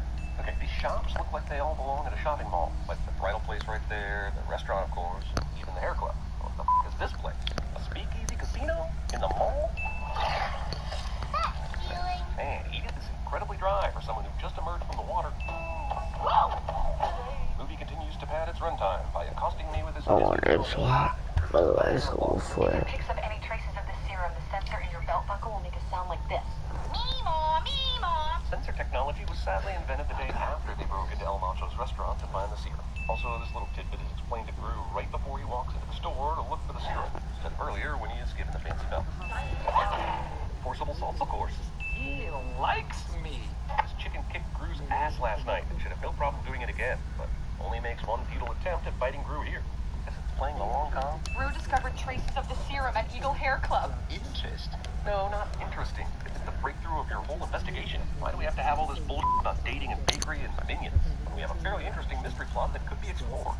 In the summertime, when the weather is... I almost want to take a sin off for featuring a Mungo Jerry song. Then I realized this f***ing track is featured in almost every movie beach scene, so sin it I shall. Also, Despicable Me sequel continues. The bartender is Isaac from Love Boat's sight gag. The audience, including the kids' parents, know who Isaac from Love Boat is. Wait, so the French maid minion that Mario captured earlier is here? But why? He wanted a bunch of the minions from the get-go. He could have taken them then. The ice cream truck itself was just a waste of gas and invention. Mini dipping. Hey, where the heck is What I do is way quicker. It takes a few minutes. Nor is he interested in telling Gru that almost all of his workforce is out of the office today. Why the f*** is Jillian here in the first place? I thought this was supposed to be a movie about Gru working for the good guys to find another bad guy. It seems to be more about Gru sitting around his house, or his adopted daughters going to the mall, or other things that make me want to... What was it, Gru? Yeah, that's it. I have to watch Gru go on a date or something. I'm turning this shit off. God damn it. I'm being told by the YouTube gods, mostly Chris, that I have to continue. There's just so many phonies out there. Yes, I hear you. Movie can't decide if it's Mission Impossible or Crazy Stupid Love, but definitely sucks at being both. Gru is not immediately calling Bill Cosby's attorney right now. She's just, See, this restaurant has massively high tolerance for people passing out into their food.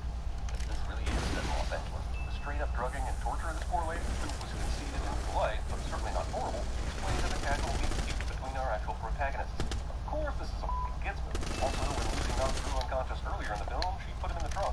This woman gets to be tied to the roof for all the world to see.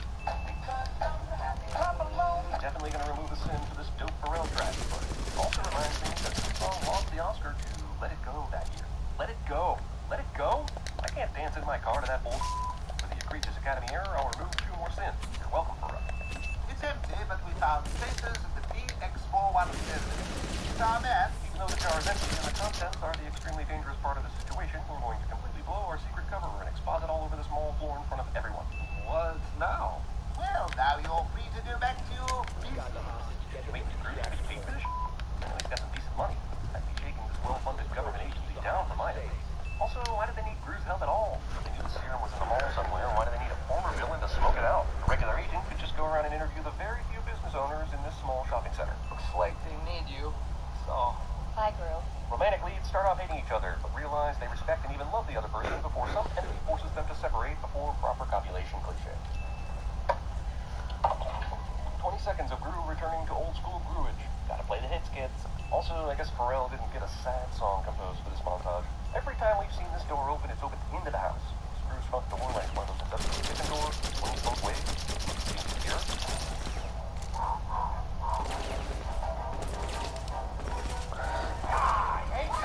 This flamethrower would be excellent at citizens.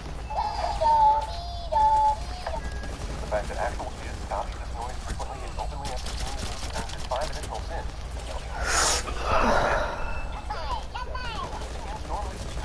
Also know how to use a traditional Japanese toast. Jesus, however many times Gru this passcode up, the hilariously ineffective security system whips. I guess only the penitent man will have. Hey, this movie's trying to start a whole character realizes she's in love via a series of frightening hallucinations cliche, but I'm not buying it. This is cool and all, but I'm still confused over why she karate chopped all those f***ing cupcakes earlier.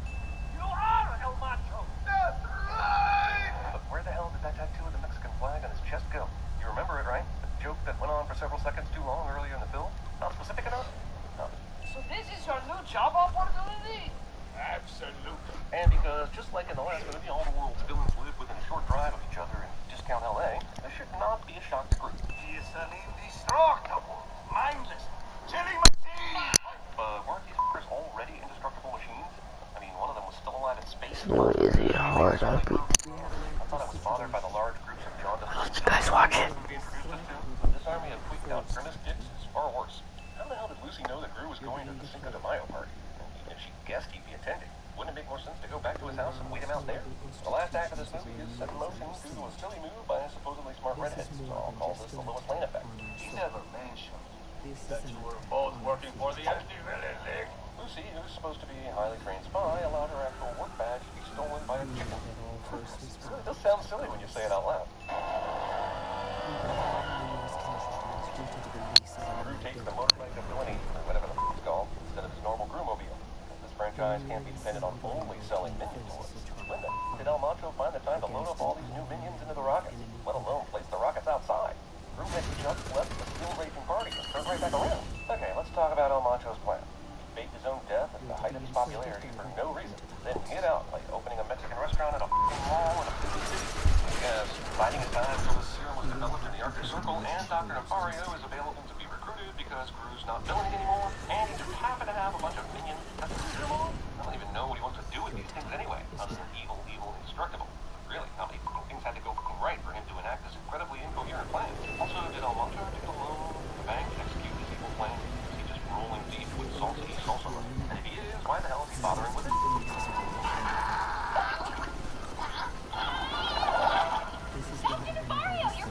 Instead of being at El Macho's place, where there are many more evil minions that could use that antidote, this castle door opens to a ton of wild, uncontrollable evil minion assholes. None of them leave the area. I mean, why are they doing anything El Macho wants?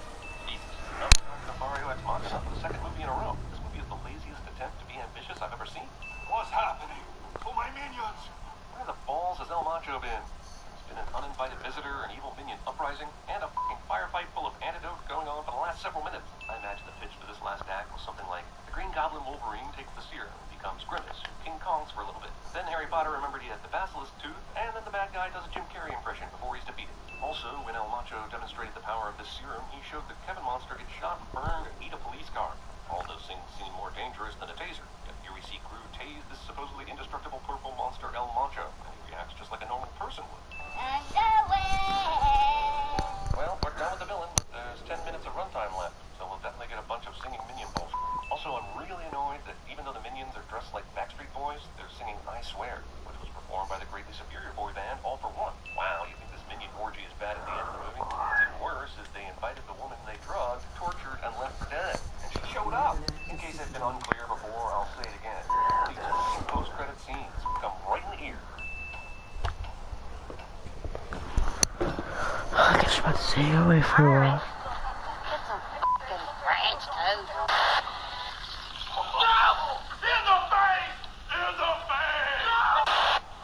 That kid is back on the...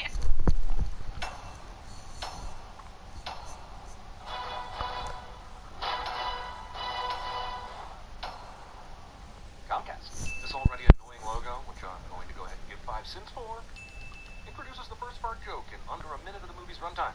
Huh? The rulebook states that if a joke of this nature occurs in under a minute, then the movie shall be levied a fart tax of 10 more cents. But it all came to an end in season 3. I've been a bad boy. So did Balthazar go into puberty just now on the show, and they continue filming? Leading us all to wonder, where is he now? This leads me to wonder who's watching this hard copy show. Why is this the format they use for Balthazar's backstory if we're just going to cut to the present day version? Playing a villain on TV was fun, but being one in real life is even better. Trey Parker voices a character in a Despicable Me movie, and I couldn't be more shocked if they announced a basketball too. Also, boasts position. This was to wait for a while. I mean, like a fucking hour. Also introducing Balthazar Brett, a character that seems entirely inspired by Peter Dinklage's character in Pixels, which was based on Billy Mitchell from The King of Kong, but mostly the Pixels thing because it sucks. How is that? Heist music! Sorry, my bad. Balthazar made a mixtape that has love songs on one side and heist music on another. I know this is a cartoon, but who does that? Also, live he puts it at 180 degrees right to left, making this cassette player nigh impossible. This is a terrible movie, but it's even worse when you realize that a significant portion of the budget was used to get the rights to a fucking Michael Jackson song. Even if Balthazar is the sneakiest character in the world, his speedboat should have already had... Alright, so I'm pretty sure most of us can agree that sometimes Fortnite is a pretty memeable game. It's kind of like one of those games that the whole community memes about. I feel that it's sometimes because the game's been so successful that it just, in a weird shape, weird form, it just becomes a meme and people make fun of it and people talk shit about it. To be honest, this video showcases why Fortnite is very successful. Literally, everybody's been complaining about the new things that have been added into the game, like the SMGs being crazily over the top. The building materials have been nerfed, etc., etc. A couple of things that really make the game feel like there's only one way to play the game. And Fortnite has responded and have made actually some adjustments. I guess what I'm trying to say is if you complain a lot, Fortnite will look into it and they'll fix it, like they really do. Please keep in mind that today is Thursday, and every Thursday we get a brand new skin. Thursdays and Saturdays usually. I don't know which of the skins that we leaked is going to be the one out in the item shop. If one drops and it's really cool and I think it's worth doing, I will bring you guys a video, because I also think the Black Ops 4 beta might come out today, if not tomorrow. So material build changes have been changed as follows. So the wood wall initial HP, which is health points, was increased from 80 to 90. Stone was increased from 80 to 100, and metal wall was increased from 80 to 110. So notice how all of these literally had the same exact ones, 80, 80, 80. And that should have never been like that. Like wood, stone, and metal should never have the same amount of HP. I feel like the whole thing behind this whole material nerfing and trying to make it feel right is just because Fortnite felt like too many people were building. But I guess in the process of this, they forgot that building was what made the game different than every other battle royale out there. The next problem that people were complaining about was SMGs, and the fact that SMGs was literally the only meta that you could only use. Before it was shotguns, but I feel like the SMG meta was even more OP than double pumps, just because the SMG you can literally spray and pray and forget about everything else, and that's what everybody was using. After this was updated like this, all you would hear in the Fortnite battleground field was literally SMGs all over the entire map. Whenever you heard somebody shoot, you heard something first, and then you hear somebody empty the entire clip of an SMG. That's how it was meta. Shotgun, SMG, shotgun, SMG. So now it's been fixed. Hopefully we'll see if that actually takes any effect while people play the game. Dropping SMG effectiveness, they should feel good against structures, but not consistently be the best option in multiple scenarios. So the first SMG here is the compact SMG, which is also known as the P90, which is the most third overpowered SMG ever in Fortnite. Initially, the damage for this was 2251, now it's been reduced to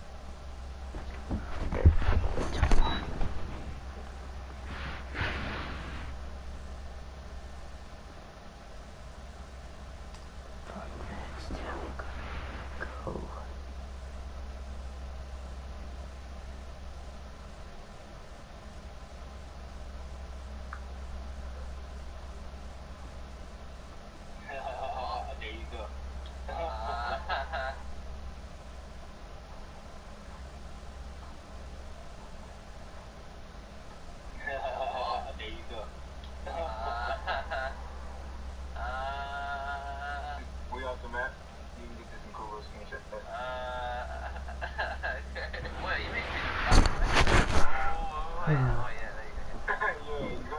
You hack your skins in as well. Yep. Alright, so context is absolutely necessary for this video. Please don't skip this. So the way I actually came about this hacker is I went on 5 and this is for an upcoming video. So I found this one guy's thing and it basically said he was setting up modded lobbies in Fortnite. And I thought that was literally impossible. So I was like, you know what, just for the video I added this guy. I actually paid him the money. To my surprise, we added each other and he didn't actually scam me. He genuinely wasn't lying. He was true. He was a hacker. So I'm going to show you in this video what exactly came of this. It's honestly the craziest thing that's ever happened to me in Fortnite. Like this video if you do enjoy it because I swear if you did, you get this guy in contact. That's how 5 will work. And I have my next actual 5 in your comments soon. You should all enjoy this. I'm not going to give too many spoilers right now. And subscribe to my YouTube channel if you haven't already because it's high quality content here. You'll never find it anywhere else, trust me. Even besides that, I'm not really too active right now. We'll be more active soon. So put my notifications on so you don't actually miss any of my videos. I should probably throw that in there now. You should not do any of these on these websites. Don't try to buy like mod lobbies or anything. You will get banned for it. I only did it for the video and I'm also reporting this too. I think I sent them an email with this video attached to it by the time you're watching this. You got a Fortnite win. That's the actual stat check that you find people making art. I'll create modded Fortnite custom lobby. All wins count. This is such a scam. What is this? Even has a victory royale. This is so stupid. At £20. I thought this was $5. This is actually $5. None of these are $5. What? Fortnite custom lobbies are created solely for those who can't grasp the game and need practice while enhancing their stats, so those who enjoy a lobby where they can complete it. One eternity later. This is such a lie. That's literally not impossible. But I am a man of my word, and just for the fans, I'll actually buy this so that we can see if it's actually legit. I was hesitant to order, but I didn't believe it. I am so glad I talked to Game Wants 2000. This guy is as real as it gets. Got me a bunch of wins with ease. Definitely look forward to playing with you. Yeah, this is such a lie. It's definitely like his old account or something. There's absolutely no. There's only one person that's ever bought it. And if I told you there'd be no point in me selling my skill. You're actually modding the game. You put modded. How is that even skill based? Okay, well I'm still gonna buy it just so I can see if this is actually existing. He probably thinks I'm the biggest dummies ever buying this as well. I can't believe I actually did it. I already regret it. I just got the notification that I was gonna take in money. Okay, I feel bad already and I feel really stupid for even attempting to do this, but we're gonna see if this works, okay? And if it doesn't work, send a friend request to I'm Dope Bloke, okay? I'm gonna actually add this guy. So if you're watching this later, I've already done everything so that you'll find out or not by the end of the video. Several days later. Yeah, I'm here. Oh yeah, I can hear you now. Okay, what's up? What's up? Alright, we're about to get started. I'm inviting somebody with us. Oh, it's actually a legit thing. I think this is kind of a troll. Was you trying to get it in squad duo or what? How long you been playing? Since the end of season 3 and a bit of season 4. Oh, let me get everything set. Sweet. Well, I mean, we can do it with just us, but it's always fun if you have some extra people with you. You got your challenges in there? Dragon, we can go ahead and ready it up. I'm about to start it up. Okay. What's happening? It's going to take approximately 3 minutes. It'll take about 3 minutes in a second. 3 minutes, we're going to have to actually play. For us to load it up, yeah. Don't worry about it. I'm in control. You good. You'll freeze for a second, but don't worry about it.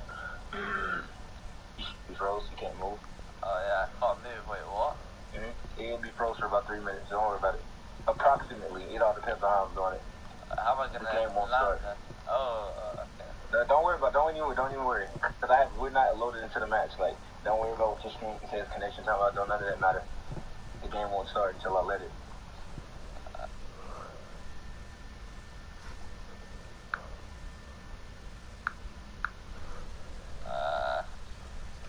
Okay. Yeah. All right, you back? All right, Black. All right. So we got. Let me see. Okay. So you from the UK? Yeah. That's cool. Actually, that's cool. That's cool. It's weird. I never even knew it was possible to hack this game. Yeah, I know. It's a big difference. Yeah, a lot of people, they would love to be able to do this. Alright, can I ask you a question, mate? Did you hack your skins in as well? Yep. Everything except for the one you see me with now. Because that's the only way I was able to even figure out how to do it. So Skull Trooper, I had to buy Skull Trooper. But I've played this game since it first came out. But I can't do skins because those are detectable. Like what I'm doing here is not detectable, so. Okay. Yeah, it's kind of hard, yeah. It'd be harder to get customers and all that type of stuff because you know how people try to scam people on their account. Oh yeah, that's what you made the other day. Let me see how much we. Alright guys, alright, here we go. 10, 9, 8, 3, 2, 1, let's get it. Alright, what's happening now? Peace out. Wait, what?